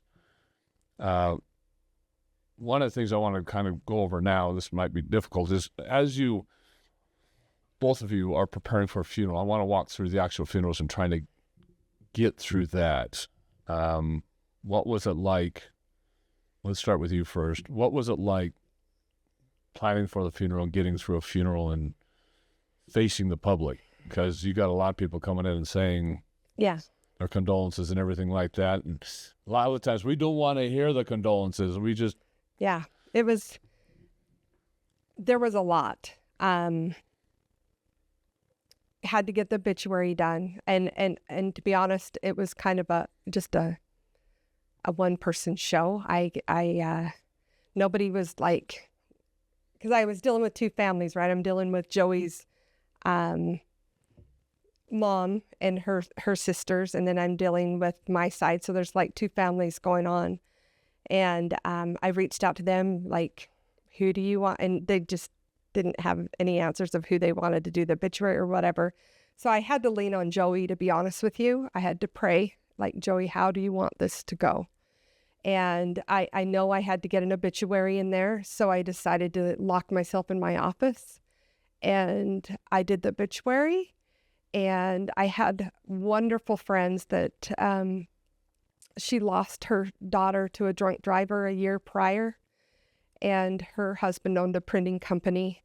And he knew a lot about tech stuff. And they put a video together. They'd put the announcements together. I had to rely on them. But when I said one person show, it was me doing the obituary, me doing, they kept calling because within 24 hours you can donate. Joey could donate a bunch of things, his skin. organ donor. Yes. And so I kept getting those calls, and I'm like, I was down to the last hour, and I'm like, okay, I'm going to go into my office again. And so I went into the office, and I said, take all that you can.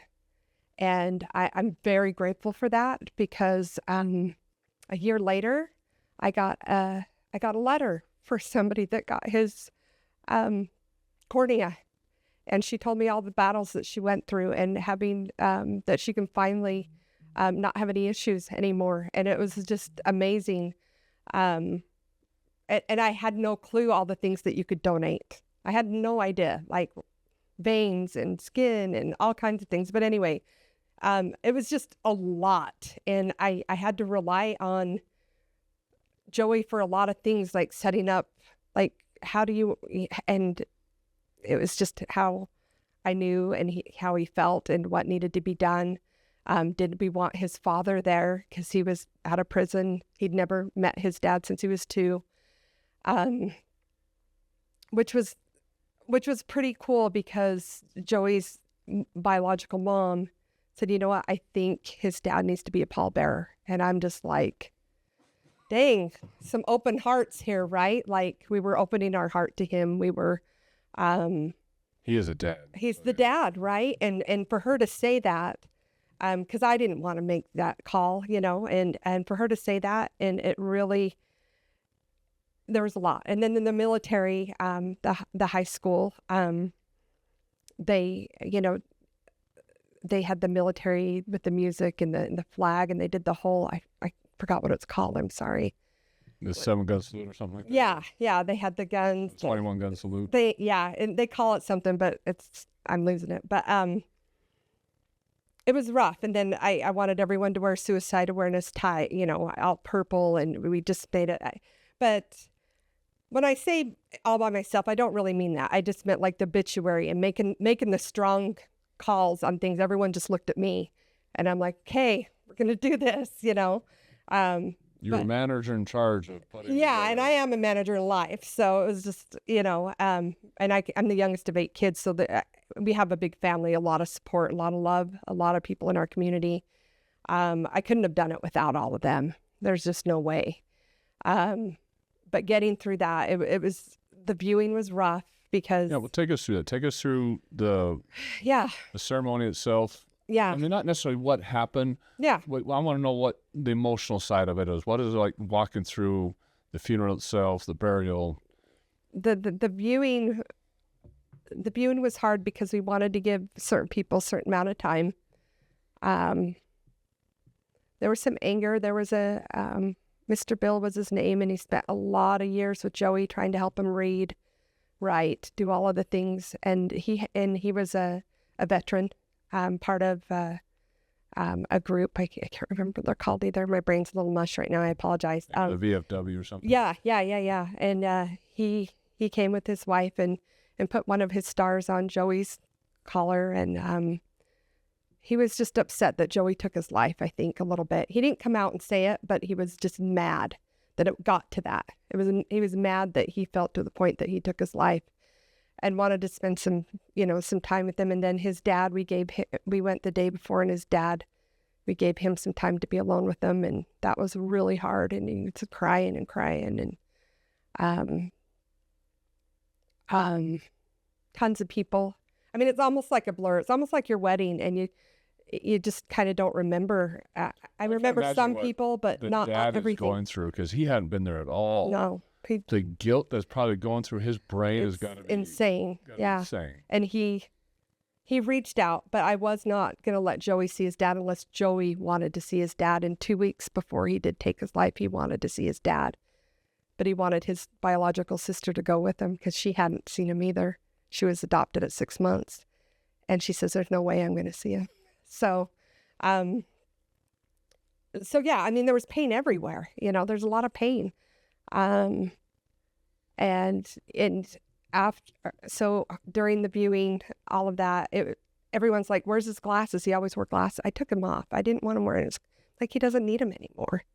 They're like, he just doesn't look the same, and that was rough. People saying that, because then I'm torn. Do I throw him on him? Like, I don't want him wearing his glasses. He doesn't need them anymore where he's at, It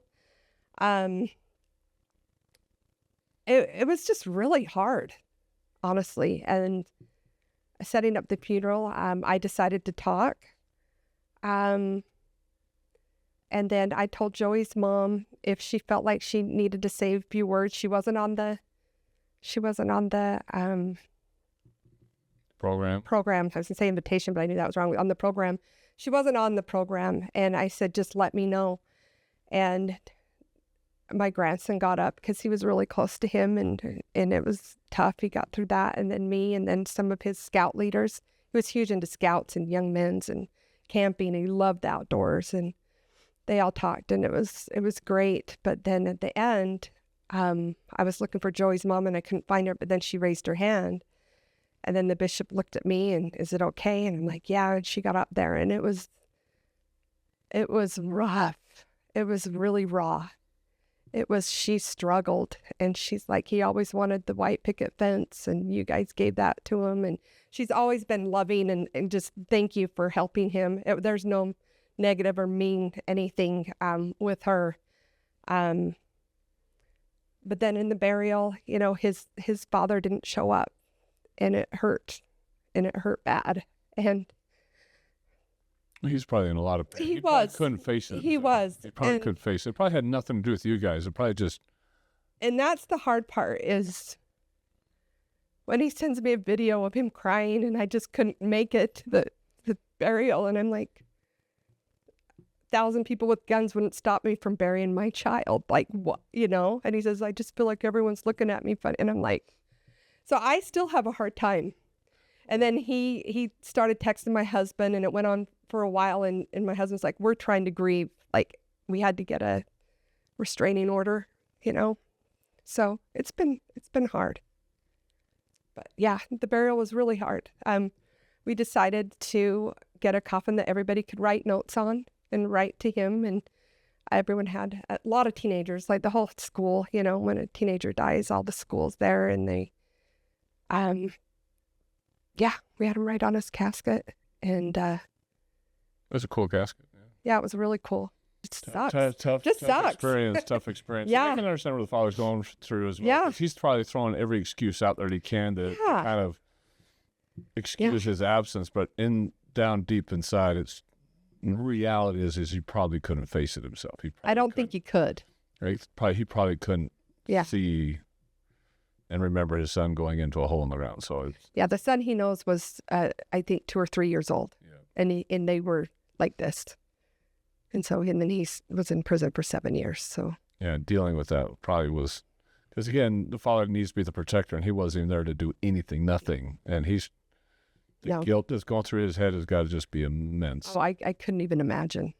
Yeah, it's got to be immense. It's true. Let's walk through yours. So, I mean, my experience was, well, it's Tabitha. I was up in mid Salt Lake somewhere because I was in medical stuff. I think I was in a doctor's office when I got the text message. No, Daniel called me. Our brother Daniel called me and said, "Hey, Tabitha passed away." I was like, "You're kidding, right?" And it shocked me. I was like, "You're kidding, right? You're lying?"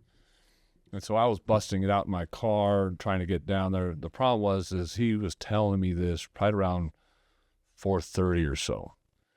5 o'clock traffic had hit the freeways, and it was a crawl. I was probably doing 15 miles an hour at best on I-15, and that was frustrating the hell out of me. I'm like, I got to get down there. This is not cool. So I got off the freeway, started taking back roads, went up and over the top of Traverse Mountain, because there's no getting through that freeway. And that was taking too long to get to the back roads, and speeding like a speed demon, which I probably shouldn't have been doing, but I had that pedal to the metal trying to get down there. Rode at the hospital, which is where you guys were at the time, so you'd already gotten down there. Then the whole aftermath at the house, as everyone went back to the house, it was tough getting through that for everybody. Setting up the GoFundMe, bringing in the big pictures. I was trying to find the picture of Darcy, my youngest, hugging Tabitha to that picture, because he brought 2 big pictures of Tabitha. Well, one of Tabitha and one of our family. Yeah, one of Tabitha's of the family. I took it down to a local place, and I said, I need this done. I need it done in like the next 30 minutes. She just passed away. We need this done. And so it was great because I went down to Hobby Lobby, it was.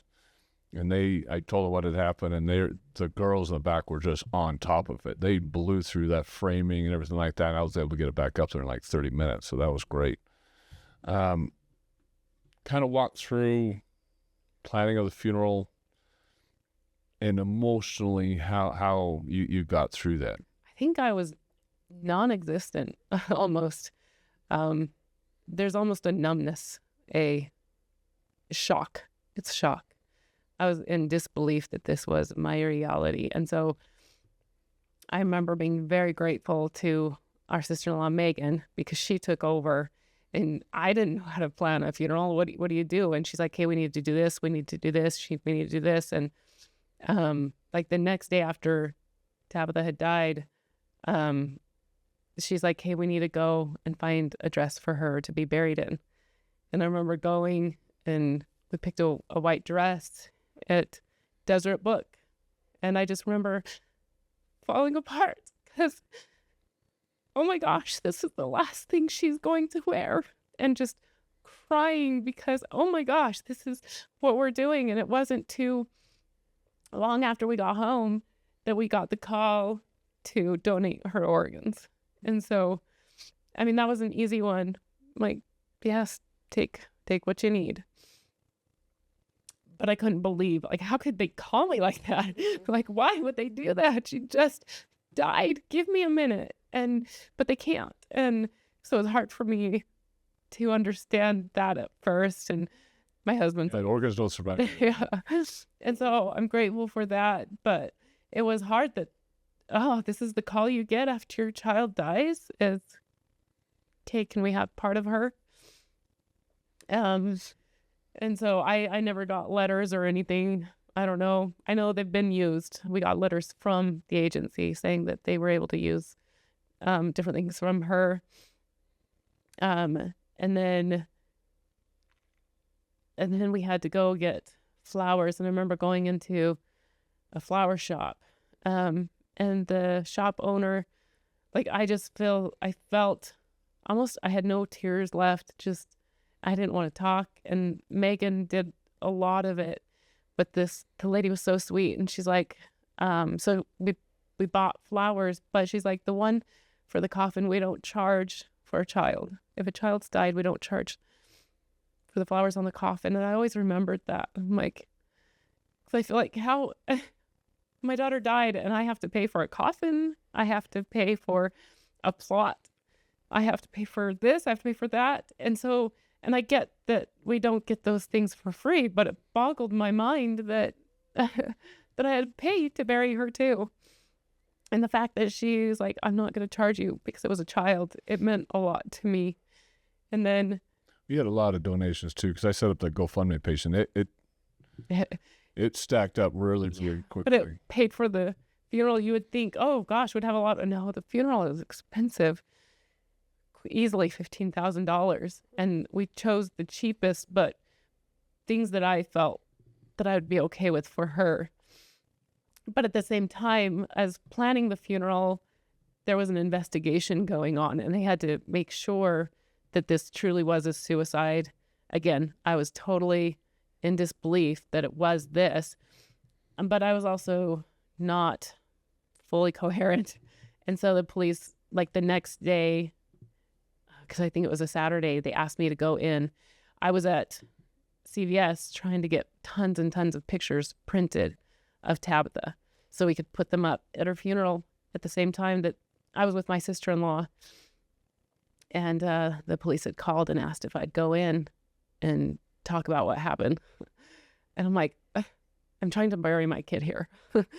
This isn't cool. And so, but I also understood that they had to do this. And so I was in there, my husband was in another room, and they questioned us all over again about what happened, and just feeling like, I don't know, I just remember being so cold and shaking, and the other police officers like, do you want my jacket? And like, no, I'm not cold. But I wasn't. I was just, my emotions were at its end. And so, but it was in that I had learned that she, because she had a computer for her school stuff, and I helped them get into it and stuff.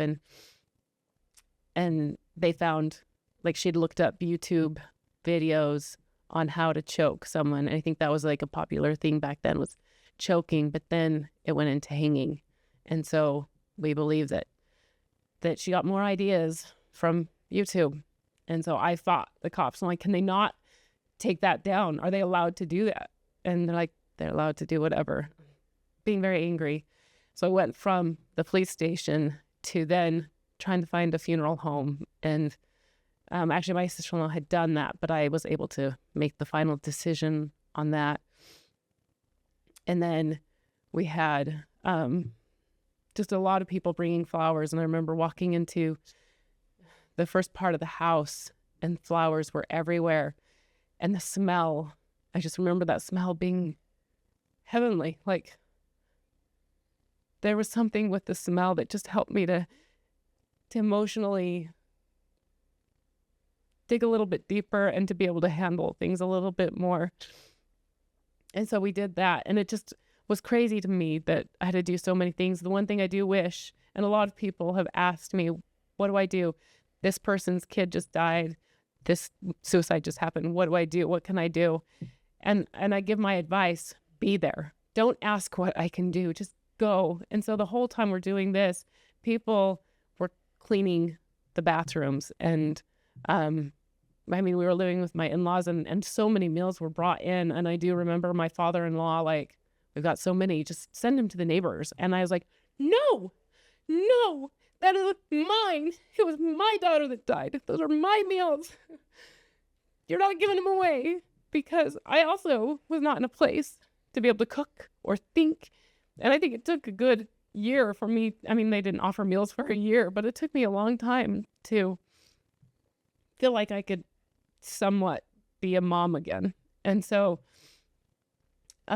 people were very sweet and generous, and you can kind of feel the prayers people offer, and you can feel them as the months go by, just kind of dissipate, and then the weight and the heaviness of that loss hits again. But it gets you through those hard moments. But we went to the funeral home, and Nathan's first time seeing Tabitha after she died was in the funeral home. And when we changed her, we got to dress her, but it was just me, my mom, just me, my mom, my mom's best friend, whom I loved, and Megan, my sister-in-law. And I remember looking at her toes, because we put tights on, but I wanted to see her toes because her toes were so cute and petite. And I just stared at her hands and held her hands because just the way her hands were, I just wanted to memorize, and I still have them on my mind because I memorized her hands and her toes. I wanted to brush her hair. I wanted to braid it. I wanted to do it one more time for her. And then I wanted red because it was her favorite color. And Megan was able to find a sash to put around her waist. So she had some red, put a red pillowcase in there. And then I had my kids decorate a little art that they could put in the coffin with her. And then try to think, what could we put in the coffin with her? Because I didn't want her in there alone. But she had, since moving in with her grandparents, they had this stuffed animal, like a dog. And she just played with it all the time. She loved it. And I asked, can I put this in there with her? And they said yes. And so we put that in with her. And then Nathan seeing her, I remember I got to be with her at the hospital. And that was hard. It was hard to see people walk in and see her laying there. And she had a lot of her friends come and watching them see her. But then, some people were smiling. So why are you smiling? But I get that you can't just be sad all the time. You didn't know her the way I knew her, and it was hard to see people laughing, but I could kind of understand that you need a little bit of an uplift. One of her best friends came in, and this was a friend that she spent a lot of her time with. She brought in a bracelet. And she's like, can I put this on Tabitha? It's like, yeah. So we worked together to put it on her wrist. Because I knew how hard that was for her friend. And her friends struggled for years, of course, after her death. And everybody that walked through, it was this over and over again. Oh, I can't believe this is real. I can't believe this is my life. And then they always let you after the viewing, the family's in the room and says their final goodbyes, and they close the casket. That was the hardest. Because we got to say and love her, and I didn't want to let go of her hand, but I had to. And I remember them attempting to close it a few times. I was like, I need one more hug. I need one more hug. I did not want that casket to close because I knew this was for good. And so they let me hug her a few more times. And then it was time I couldn't lift it again. So we went and we had her funeral, and then the procession. My cousin was a police officer, and he wasn't allowed to turn his lights on to go to the burial site. She's buried in Alpine. My hometown, just love that place. And he's like, but I'll do it at the tail end. But I remember as we were driving down the road, people were jogging. People were at the store. People were going to the bank. I'm like, what are you guys doing? My daughter's dead. Why are you shopping? Why are you jogging? I remember being baffled, but I had to come back to myself and know people don't understand. People didn't know her. And then we pulled up into her grave plot, and everybody got out of the car. I just sent you the picture. I didn't. I emailed it to you just barely so that you could post it. But then we parked and we all got out before the casket was pulled out. And we had this guy working with William. He's training to be a physical therapist. But we paid him to kind of work with our son, trying to get him to use his legs and walk better. And we wanted him to lead Tabitha's casket. And so he led the casket, and then everybody was able to put their flowers on. And I broke down last night finding this picture because it just shows how this affected my son so much. And then he's kind of changed a little bit. He's still a happy kid, but it totally destroyed him because they were best friends.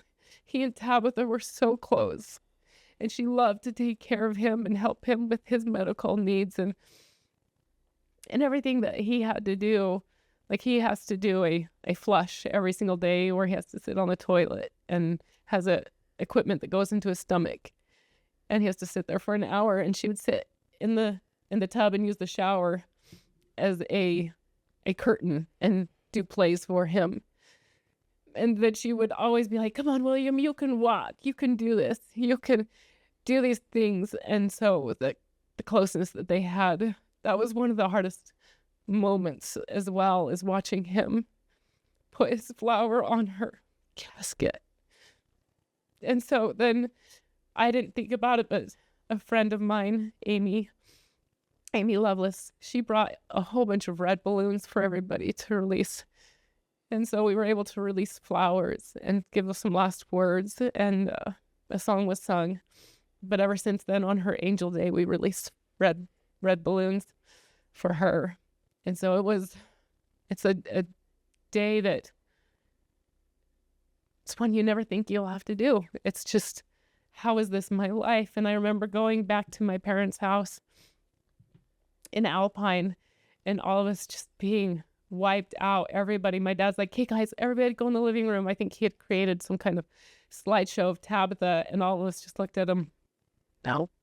We just sacked out on her beanbag, sacked out on the couch. I don't even remember if we slept. I don't remember much after that, but it took a toll on us and our family. How was the relationship between you and your sister after this? My sister. You mean Joey's mom? Yeah, Joey's mom. That's my sister-in-law. Sister-in-law. Oh, we've helped her. She's had a... Did your relationship go stronger together? Did she fault you at all? What? To be honest, like when we were raising Joey for 8-9 years, he loved his mom, always loved his mom. And I'd struggle because she never reached out, and she never was around. And I would text her sister, can she just call and talk to her son? And it would go months, So while Joey was alive, I struggled with that because I'm like, we're raising him, but he loves you. Well, he loves us too, but he loves his mom, and understandably. But I felt like he always was like, where's, why isn't she called? Where is she? Things like that. And that was really rough for me.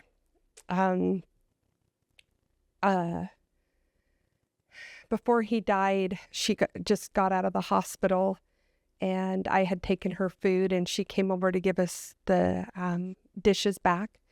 And Joey and her, Joey just kind of looked at me like, "Why is she here?" And I'm like, "She's just bringing back." The older he got, the more he wasn't looking for the mom, call me, or why isn't my mom call me, or anything like that. So as years passed, it wasn't as bad. But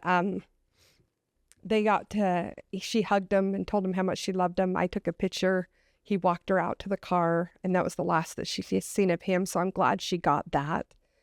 But after he has passed away, I promised Joey I would take care of his mom because I know he loves his mom. And she has suffered health-wise on oxygen. She has a hole in her heart. She's been in ICU several times. We got her a car. She lives with her sister. She lives about a couple blocks from me.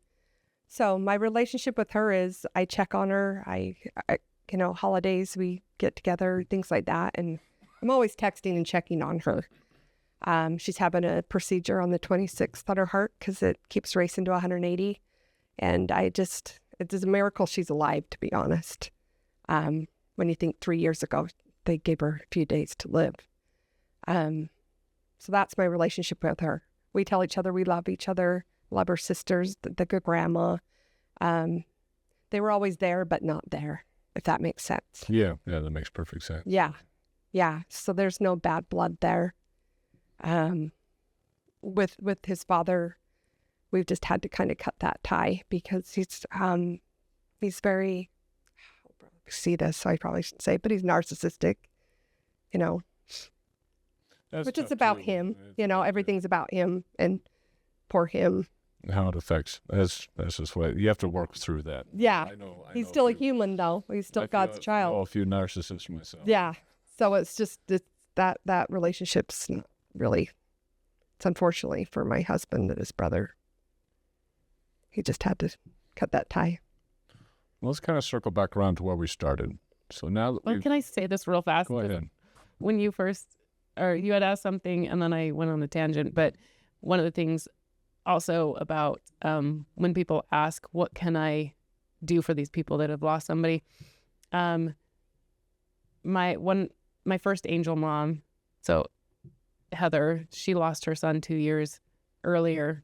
So she actually came to Tabitha's funeral when she heard Tabitha died, because we lived in the same city, just like 5 minutes from each other. And so she saw it in the news, and she saw that Tabitha also hung. Her son hung, but wasn't suicide. It was an accident.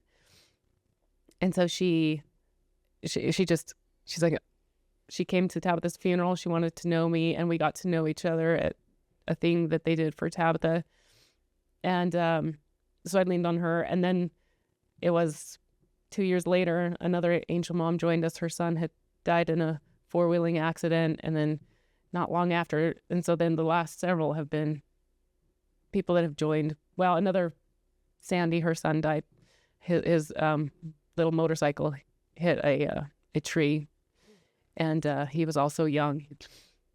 And they were all about the same age, 11, 12, 13. And then there were a few 16-year-olds that died by suicide. But they all have this necklace.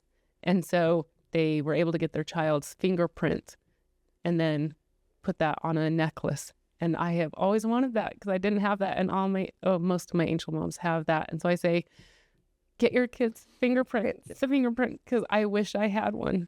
I have her name. I tattooed her name on my arm because I lost my necklace one time playing basketball, and I had a almost heart attack, an anxiety attack, and I couldn't function, and I needed something that couldn't get lost. And so, again, do that, be there, help them.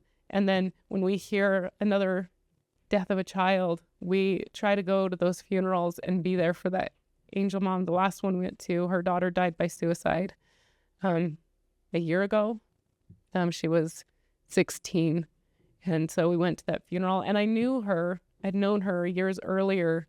And it's like, I don't know if you remember me. And we had foreign exchange students at the same time. And I'm like, my daughter died by suicide. She's like, oh my gosh, I knew she died, and I knew it was by suicide, but I did not know it was like this. And so if they're close, we try to gather them in, because we know the emptiness that this brings into your life. And so just be there.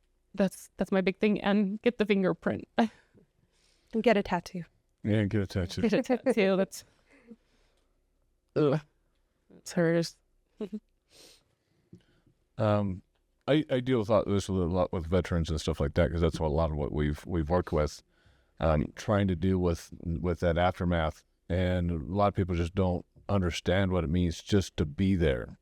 In the veteran world, when you're thinking about suicide or in those tendencies where you're working with depression, people are like, well, what do I do to help? What do I do? And I'm always like, do you like football? Just sit there and watch the game with them on the weekend. That's it. Don't talk about anything. Just sit there and watch the game with them. Do you like fishing? Just be normal. Just be there often. Mm-hmm. It's true. Just be normal and be there often. And so when someone has actually gone through that, it's the same concept, the same philosophy. You just need to be there. Just be there more often. Mm-hmm. You don't need to go over there with words of encouragement. You don't need to go over there and say, I feel sorry, and just bring up those emotions all over again, because that's what people feel like they need to do. They need to go over and start being the counselor and fix it. Yeah. stop trying to fix it. Stop trying to be the counselor and just be there. So the problem with that mentality is there's been a lot of people that wanted to fix me, and when they knew they couldn't, they were gone. Yeah. And you can't fix that pain. And I've had to tell people, you don't have to tiptoe around me. You don't have to gear your lessons around me. That's totally fine. But I get to cry if this is what's going on, and it's not your thing to fix. Just let me cry. And so That's true about the crying, because I'll go through phases where I'll just have a breakdown. And I know you do too, just out of the blue. And everyone's like, you okay? I'm like, just get used to the tears, you know? Just let me We don't work need to through it. talk through it, you know? yeah, just hold me. Just Just get the board game out. Let's play a once game. you get Let's it watch some out, TV. then you move on. Let's go shopping. Let's Yeah. do what we normally do. Just let me get through it. Yeah. Yeah, my other daughter, she was also really close to Tabitha, and so in a way she's tried to take Tabitha's place and like, hey, I'll be the horse, you guys ride my back, and I've told her, you don't have to take Tabitha's place, it's okay, love your siblings, be there. And so it's almost weight off of her back, but she also felt like she could have saved Tabitha, and that's where a lot of her suicidal ideation came from. Is if I was there, she wouldn't have done this. And then her therapist is like, the reason they do it while you're at school is so you don't stop them. And it really, really helped them, because if it's not today, it's going to be tomorrow or the next day. And so she has oftentimes, something will happen. I mean, kids at school, one time she came to me crying on their way home from school on the bus because they were all mocking and joking about suicide. She's so like, they don't get it. And so she'd come in and she'd just give me a hug, and we could talk about it and talk about how people just don't understand. They don't know what you know, and you are way more tender and understanding because you've been through that. And she has met a few kids, she's on the cross country team whose sibling, or like one kid, but somewhere else, another child or kid that has lost a sibling. And she's like, I know that. And she recognized the, oh my gosh, the bear they give at the hospital from Build-A-Bear? Build-A-Bear. And she recognized the Build-A-Bear from the hospital. And she's like, I have one of those too. And the girl's like, yeah, my sister died. She's like, mine did too. And so she was able to hug and hold on to them and be in a place where she understands what they're going through. But she'll look at me if a certain song plays, like there's a song, Birthday Cake, that when she hears it, she just totally breaks down. There's a song by the Mormon Tabernacle Choir I can't listen to unless I really want to cry, called Lullaby. Celine Dion also sings it. But when they sing it, it just totally brings tears. There's a few songs and she'll just come over to me and give me a big hug. And she knows it's okay to just sit there and cry. And we'll both just sit there and cry. And she feels safe to be able to have that moment with me because I get it. She gets it. And it's been less and less as she's gotten older. But just the other day, she just looked at me and I knew. And she came over to me and we just hugged and held each other. And she just cried and I cried because as they get older, they don't think about it as much. But then just different phases and therapists talk about it. That my kids started in therapy and then they're good and you think they're good for the rest of their lives. But no, a few years later, they have to do it again because their minds are processing it in a different way. And so they're back in therapy. And then a few years later, they have to do it again. And so it is a lifelong process. Constant trying to deal with that because they're growing and maturing as well. And they're going through different hormone levels, different friends at school. Everything is different. And you're thinking back, well, my sister would be here at this time and she'd be doing this at this time. And you guys are doing the same thing and she'd be graduating high school at this time. And you have to go through it with every mile marker that your other kids are going through that she doesn't get to go through. You have to go through all those emotions all over again. Here at God and Country, we love getting out into God's country, and there's no better way to do that than on the back of a horse. Those of us who have grown up with horses know there's no place on earth that makes you happier than when you're in the saddle. but you want to be able to provide and take care of those horses and do it at least expensive way possible. Horses are, as we all know, expensive enough as it is. We want to introduce you to Coro. Coro is a company that will supply you everything that you will possibly need for your horse at your stable and you yourself as a rider. We would love that you would go to our description and click on the code or the QR code that is going to be coming up on your screen and go to Coro for all the needs that you have for your horse. At Coro, you could have anything you'll need for grooming, for hoof care, for first aid, any type of therapeutic supplies, pharmaceutical supplies, or anything you'll possibly need for the stable of the horse itself, like fleeces and blankets and harnesses. Go to Coro by clicking on the link in our description or clicking on the QR code that's coming up on your screen. Please support our channel by, again, making any purchases that you need for your horse or stable at Coro.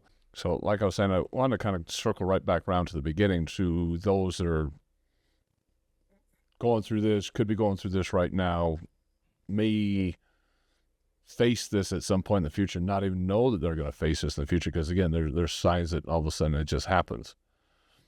And you just don't even know that it's going to be facing you. Trying to think about this, a lot of people will I would reference it towards like sex education. Most parents will teach their kids sex education long before that even comes up, because if they don't teach it to them, somebody else will. You don't teach them good morals and values, then the world is going to teach them those morals and values on your behalf, and you don't want the world teaching that. It's kind of the same thing about suicide, is if you don't discuss it, it's going to hit them upside the head, because whether it goes through their mind or one of their friends' minds, because like you were saying at the very beginning, we all know somebody that's gone through or at least thought about it.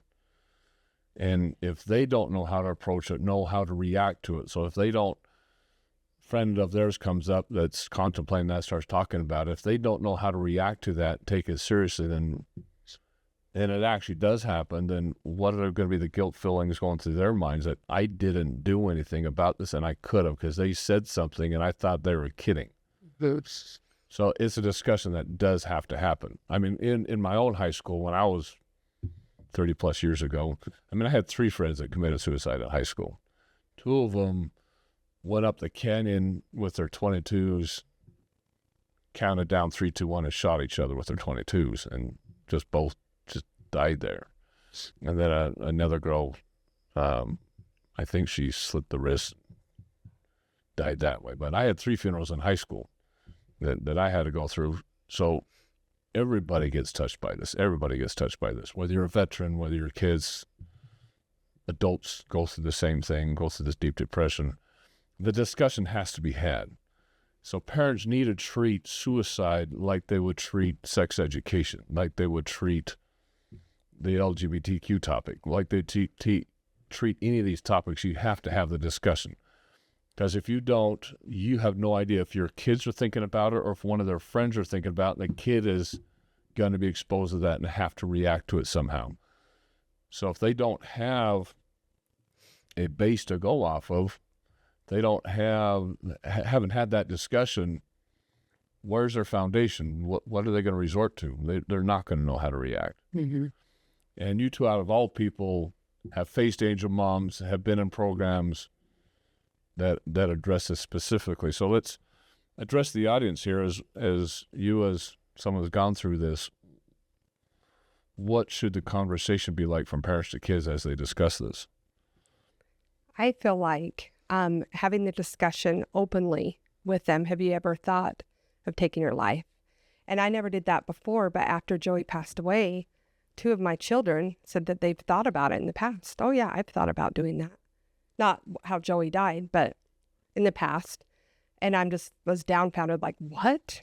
So I think the reality that we're in, we have to have those conversations. And I absolutely feel like social media is a huge, huge thing that is just bringing our kids down. Like Joey, when I talked to the investigator, he said that Joey hung himself, how they're showing on social media, on TikTok. And after he passed away, and I didn't think he had social media, he had a Kindle under his mattress, and he was looking up how to take his life. So I think that's a huge thing that we need to talk to our children about. I think social media is just incredibly detrimental. Yeah. I mean, we have Charlie Kirk is dead because of social media, right? Yeah. You had a kid that grew up in a good Christian home, very, very strong, conservative parents, got into the gaming world, got into the gaming rooms where they would talk to a lot of other people, and then that's what skewed him left and just turned him against anything that was conservative. He went extreme. He started getting all that hate, as his mother describes. He just went hateful to where he shot Charlie Kirk. That's just not it, though. I've seen a lot of them that get dark into social Really media. dark. Pornography. It's huge. Pornography. social Joey media. got into that, and it's bad. They start talking about suicide or killing, or they become bullies, or they are the bullied in all this social media. I mean, it's huge. Yeah. And parents are not controlling that. They're not controlling the screen time. I tried to control it, but he had something hidden under his mattress. And who knows when he's going to his friend's house what they're looking at. Yeah, my home. It's hard to control. They're not allowed to be on YouTube, and they still do it. I'm like, guys. And so I have to monitor. We have things on the computer, so they can only be on the computer for 2 hours a day. But that also includes homework and other responsibilities. And like they have a phone, usually when they're older, like 13, 14, actually even 13. I'm like, my 14-year-old has one. But they have the watches before then. And then like I won't let them have any kind of Instagram or Facebook. I don't think they need it. No. They're fine figuring things out and learning on their own and in their own world, in their own atmosphere. And I will show them if there's things like a lot of the Charlie Kirk stuff I've shown, because I also feel like, it's my job to tell them what is right. And so I love showing them. I mean, they know Charlie Kirk. My daughter was the one that Charlie Kirk got shot. And I was like, no. And so my kids know because I direct them, and then I show inspirational videos on YouTube, but we control the YouTube, and we show this is what you can do and this is what you can't do. And so it's important to be able to be the one to direct your kids into, I don't know, Charlie Kirk was perfect. This is what you need to learn. And so I also feel like AI is troubling because just recently somebody had a pretend girlfriend that was AI. And that AI girlfriend was telling him to not be a wuss and to take his life. And it was back and forth. And he did take his life. And it was AI. So it's getting scary. Luckily, my youngest is 16, but I have grandkids, and I'm scared for them.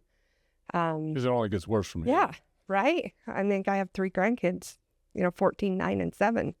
And it's tough. Mm-hmm. The circle, you just got to watch it. You got to be present as a parent and not just ignore it. Yeah, and because, they're going to teach your kids stuff. And so back to us teaching our kids what they should learn and understand. And I know a lot of people say that's indoctrinating, but that's indoctrinating. All the crap on YouTube. That's parents can't indoctrinate. Parents are parents. You have the right you're teaching. You're raising your kids. And for me, well, because of Tabitha's death, like my 6-year-old at the time, like we found her footprints on the roof, like through her window, her bedroom window, she could get on the roof, and her footprints were on there, and she wanted to die, but hers was more because she wanted to see Tabitha again. And so we've had to lock up the windows and things, but sadly, we didn't talk about suicide before Tabitha died, and this kind of threw us into that. But it's also something you have to talk about a lot and a lot more often. And so approaching your child about suicide is, for me, okay, this just happened. We saw this in the news. Have you thought about this at all? Like you were saying, where are you at? And how are you doing? And even with some of my kids, I ask them, I have to kind of feel and then ask them, how are you doing tonight? Are you safe tonight? Is everything okay? What can I do to help you? And, most often than not, they're like, no, I'm not okay. This is what's going on. And like my daughter had a devastating run and she was just so upset about it. And I'm like, oh, but you did it. Like you were out there to make you feel good. But I understand that this is so hard and it hurts to not be as good as you want to be. And so I am here and let me just hold you. And so then we just talk about anything until they just feel better and they're okay being alone. And so it's just asking, how are you today? Have you had those conversations about them having conversations with friends and the topic coming up? We've talked enough that they come to me and tell me, Mom, this is what's going on. Like just 2 days ago, my daughter came home with several of her friends, like 4 friends, and we have a foreign exchange student. They're a foreign exchange student, and there's somebody on her team that's been suicidal and has been talking about suicide, and they're like, she is really struggling. So we're gonna all make some cookies and we're gonna bring them over to her. So they sat there and they made cookies and then they brought them over to her. So they all hear about it. It's all a common thing. But my kids at least come home and say, and my other daughter in junior high, she's like, I'm going to do this team. Me and my friend are going to go around. And she wrote on her shirt, I'm here for you. And she'll go through. But again, they had a sister go through that and they know the pain of that. And so they say, I'm here for you if you need something. And she's started her own little coalition at school trying to help kids and or other peer students to know that she's there and you can come to her and she'll make goodies. And she just made like a cake and a whole bunch of cookies for some of the kids at school. And so my kids just kind of know and come and talk to me when things are going wrong. But they also, I love that they take action. I'm going to do something for these kids. And so. Well, that's good that she's reaching out like that, because you never know when this is going to affect them, when one of their friends all of a sudden comes up with that or is actually thinking about it themselves. They've got to be able to know how to react. And not only what to say to that friend, but know that it's okay to reach out to an adult. Yeah, see, if they just sit there and stay, be quiet. Yeah, and when they came back and they were making the cookies, I'm like, do their parents know? Because that's my big thing. If somebody would have told me Tabitha was thinking this, I would have wanted to know. And so I'm like, give me their phone number. I'm going to call the parents. And they're like, oh yeah, the parents know. And they've been talking through it. And her friend, he's like, well, and the coach knows. I talked to the coach. So the coach knows. I'm like, hey, have you reached out to Safe UT? And he's like, oh, what's that? I was like, okay, it's an app. Get that on your phone and then turn in a tip. And then it turns out that they even reached out to her and invited her to some things and stuff. So like helping these kids to know, do more, talk to parents, talk to a coach, talk to a principal, a teacher, and Safe UT. You know, it's a great app where kids can turn in anonymous tips. And if you don't have that conversation, the kids never know how to do any of that. And I think that's what I think the big fear is most parents are not having the conversation, are not discussing it, and kids do nothing because they don't know, that they're afraid of it. They're just, I'm just going to avoid the topic. We're not going to talk about it anymore. If we avoid it, it's just going to go away. Instead of knowing what to say to their friend, reaching out to adults, getting other people involved so that the worst does not happen. Because if you as a parent, you don't have that discussion, they're going to confront that. Like you were just saying that it's 6 in 1 month. 6 in 1 month. I mean, there's a lot that probably could have been done there. They could probably done it no matter what happens. But the more knowledge that is out there, the more awareness is out there, the less it's going to happen. We say that in the veteran arena. We're going to see that in the school arena. It just, the word has to get out, because even veterans get into that world where they just cannot get themselves out of that hole. And a lot of people around them were just like, well, I don't know what to do or say. And they don't do or say anything. When if they were there, they could have reached out, got the veteran some help, helped him get into some therapy or something, and then just learned how to just be there. I think the fear gets them just to avoid things, and avoiding stuff is not gonna go away. It's not going to make things better. You can't just ignore this and think, well, nothing's going to happen, right?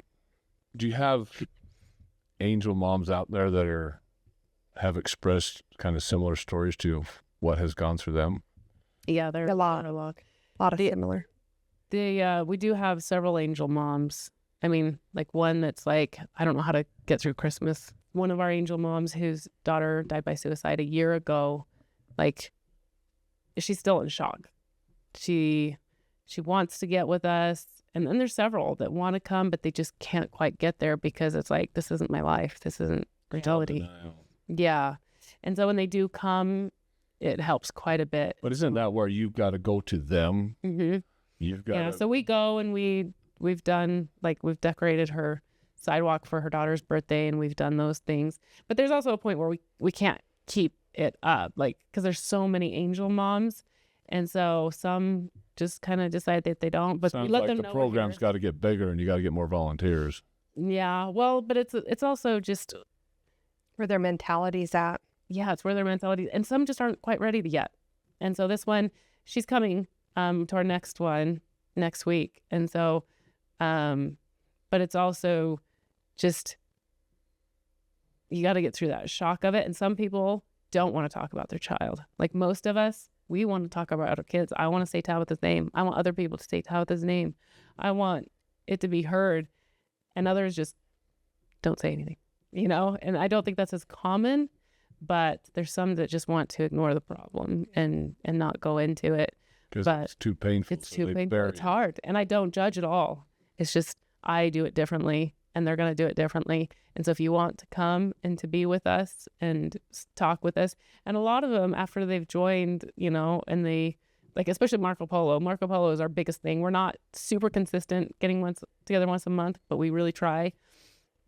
But Marco Polo, they're like, you guys, I didn't want to do this. I didn't want to be here. I don't want to talk to you guys, but I am so glad that we are talking. And they have absolutely loved being able to communicate with each other and with us, and to be able to understand. So this other angel mom for Christmas, she's like, can we please get together? 'Cause I don't know how to do this. I don't know how to do Christmas without her.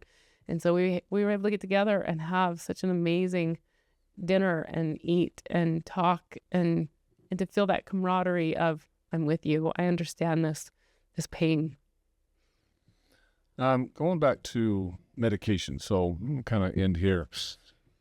I think the drug world is getting more and more dangerous as well, because there's a lot of proliferation, a lot of advertising where drug companies, they just make a lot of money on these ADHD medications, and there's a big push of getting kids on medications, and I think that's incredibly, incredibly dangerous. I was in the medical industry or still in the medical industry for quite a while, and we had a specialized DNA test for adverse drug reactions. It was called a pharmacogenetic test, and maybe people haven't heard of the pharmacogenetic test, but what it does is it tests your DNA to see how your body would react to certain medications long before you take the medications.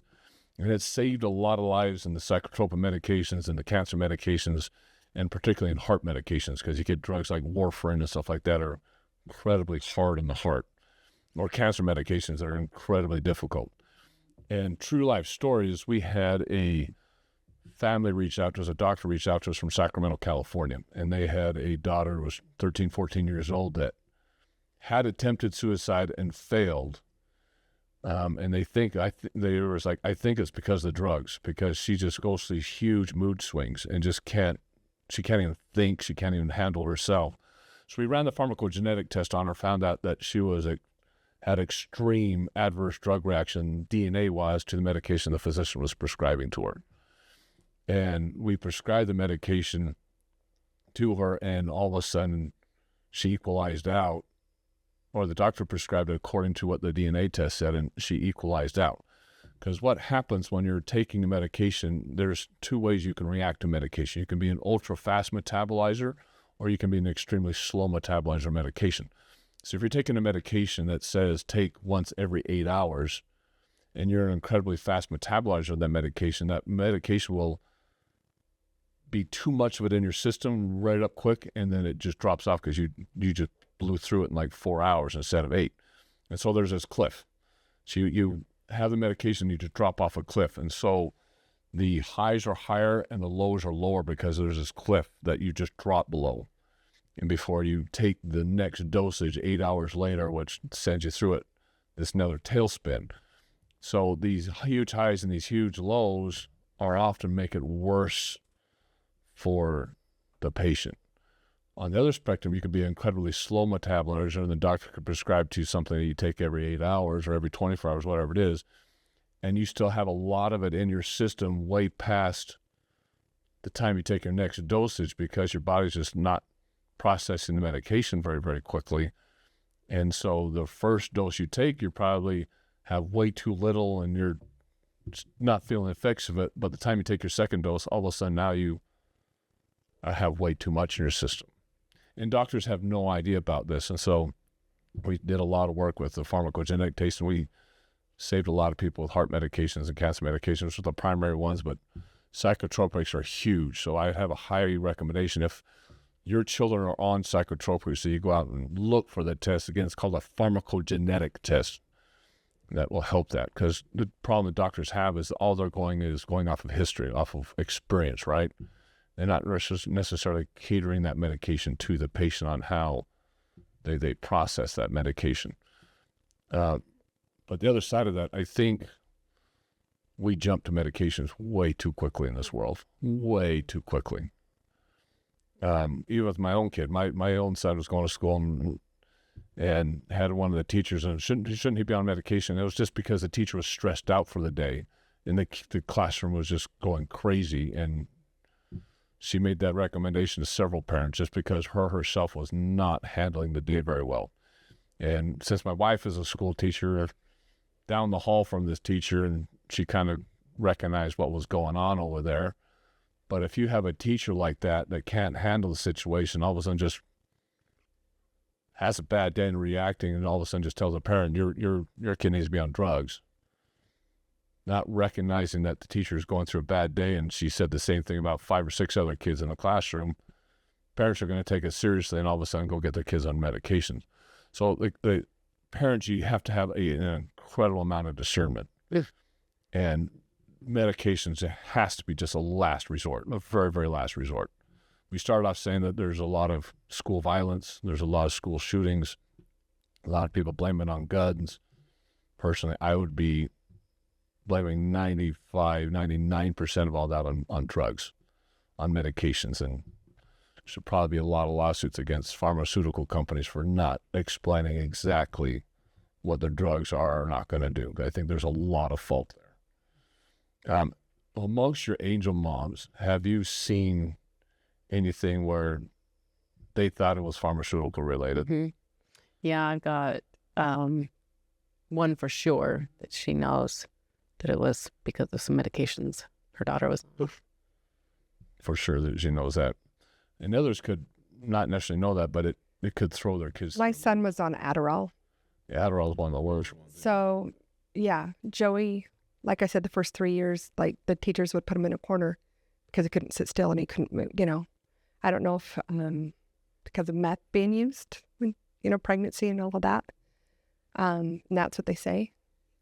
So it was really hard to know what to do because he would not concentrate or sit still or do his work or anything unless he had the time released Adderall. And he was on Adderall. He's on Adderall the day, when he took his life. But he could not focus without it. So I'm agreeing with you. That's kind of maybe where dosages could have been an issue too, where he could have had too much, too little in the system. I don't know, but I know the detectives and the whatever had to find every little pill and where is it? They searched the whole house, and they found it, but it was like, we know he's on Adderall, so they wanted to make sure he didn't overdose or anything like that. But yeah, he honestly could not function unless he was on it. No, so I'm not saying. I see a lot of that because maybe there was something else he could have taken. I don't know. Yeah. I don't have any children on anything. He was my first child that he just, even if he missed one day, the teacher would call me and say, this isn't the same Joey. Yeah, and a pharmacogenetic test would tell you that. Yeah. It walks through all the. Yeah, and I wish I would have known that because that could have helped. Yeah. I don't know. All those. I don't know. We used to do a lot in pharmacogenetic testing, and the downside behind that is it costs a good amount of money to have one of those things. And insurance companies were covering for the longest period of time, and then Medicare, Medicaid didn't like covering them, and there's a whole bunch of pharmaceutical companies that were losing a lot of revenue because people stopped prescribing certain medications, and they started lobbying government to control the pharmacogenetic testing. So Medicare, Medicaid was lobbied to stop covering it. They're covering it again now, but they stopped covering it for a while, or they limited it down to so many genes that they would be allowed to cover. All the other insurance companies followed suit and stopped covering it. So there's this huge period of time where we were doing a ton of them, and then it dropped out off where we weren't doing any of them because insurance companies stopped covering them, and then it's coming back in a little more controlled area. And I think it's more because people know that they do good, but at the same time, you have insurance companies that don't want to spend the money on them. Yeah. So there's that side of it as well. Because the pharmaceutical companies, there's a huge lobby to push meds because they're making trillions of dollars off of that. So it can be very, very dangerous. Agree. Very dangerous.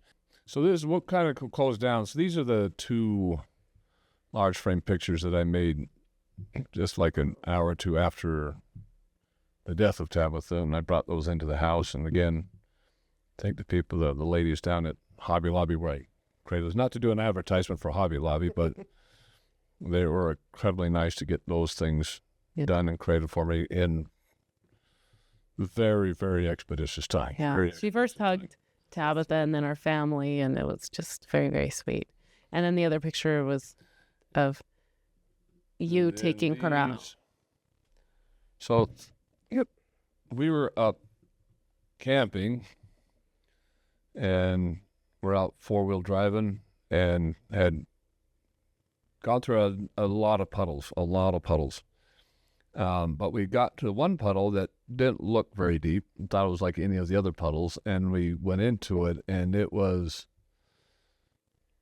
up almost to the seat of the four-wheeler. I mean, it was incredibly deep. And then there was a big rock out in the middle of it. Obviously didn't see, and the four-wheeler got hung up on the rock. We got kind of high center on this rock out in the middle of this puddle, and I could feel the puddle with my foot because I couldn't see in the mud, and I was trying to reach down with my leg, and I was soaking wet trying to get out of it.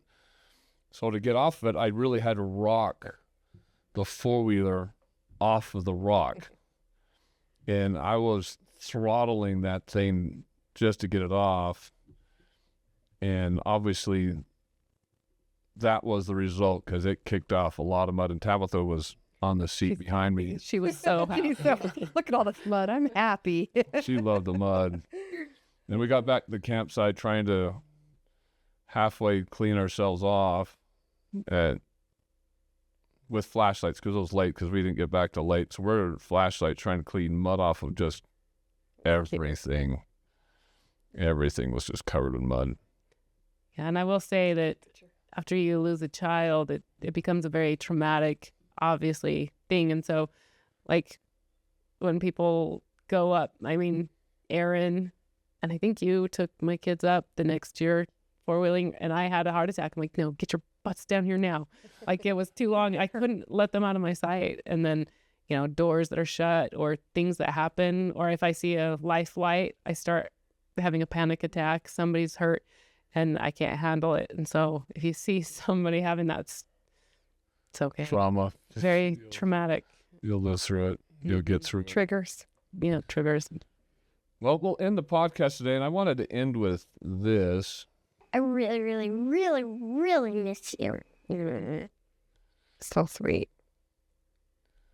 A little clip that you sent over to us. So Sweet. I turned that into a QR code thing for my kids on some picture frames so they could click on it, and then they can hear Tabitha say, I really, really, really miss you.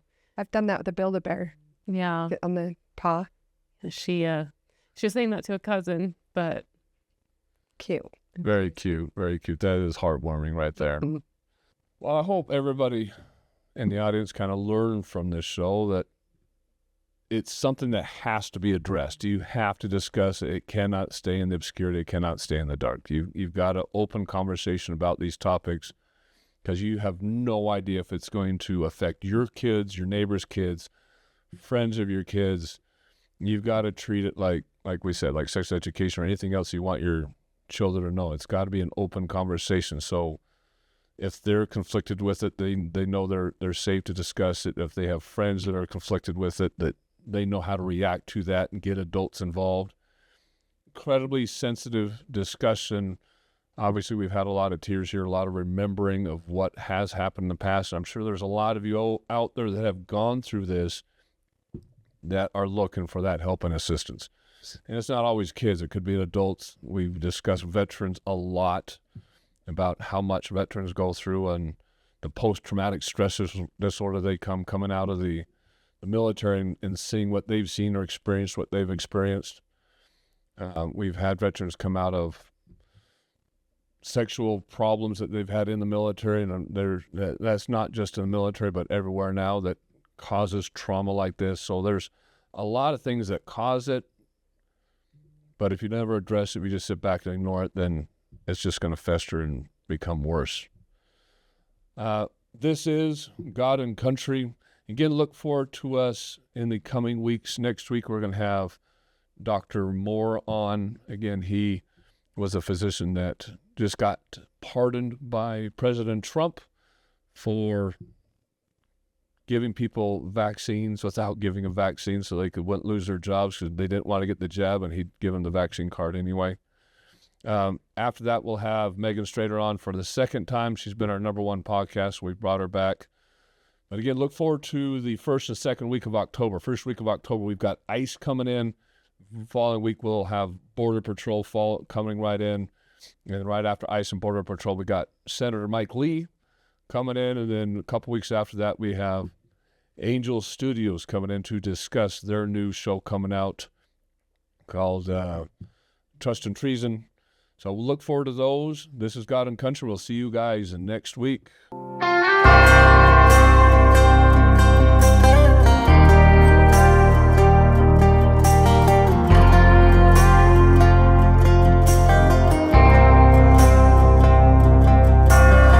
Outside of this one church town, there's a gold dirt road to a whole lot of nothing. Got a deed to the land, but it ain't my ground. This is God's country.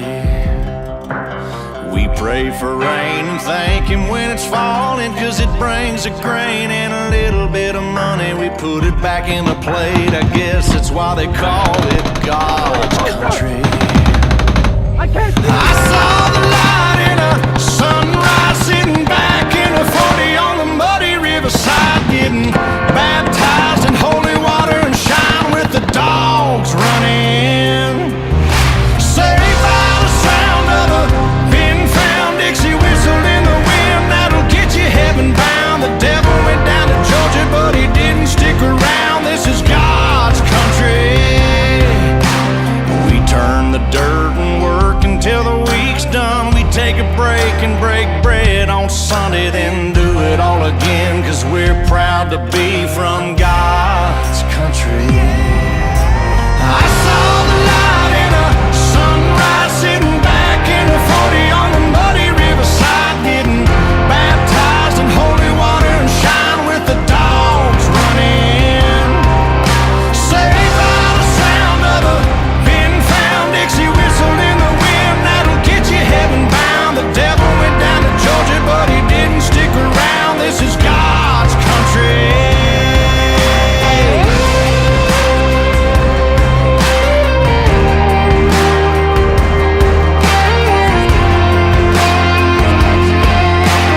God's country. I don't care what my headstone reads or what kind of pine wood box I end up in. When it's my time, lay me 6 feet deep in God's country.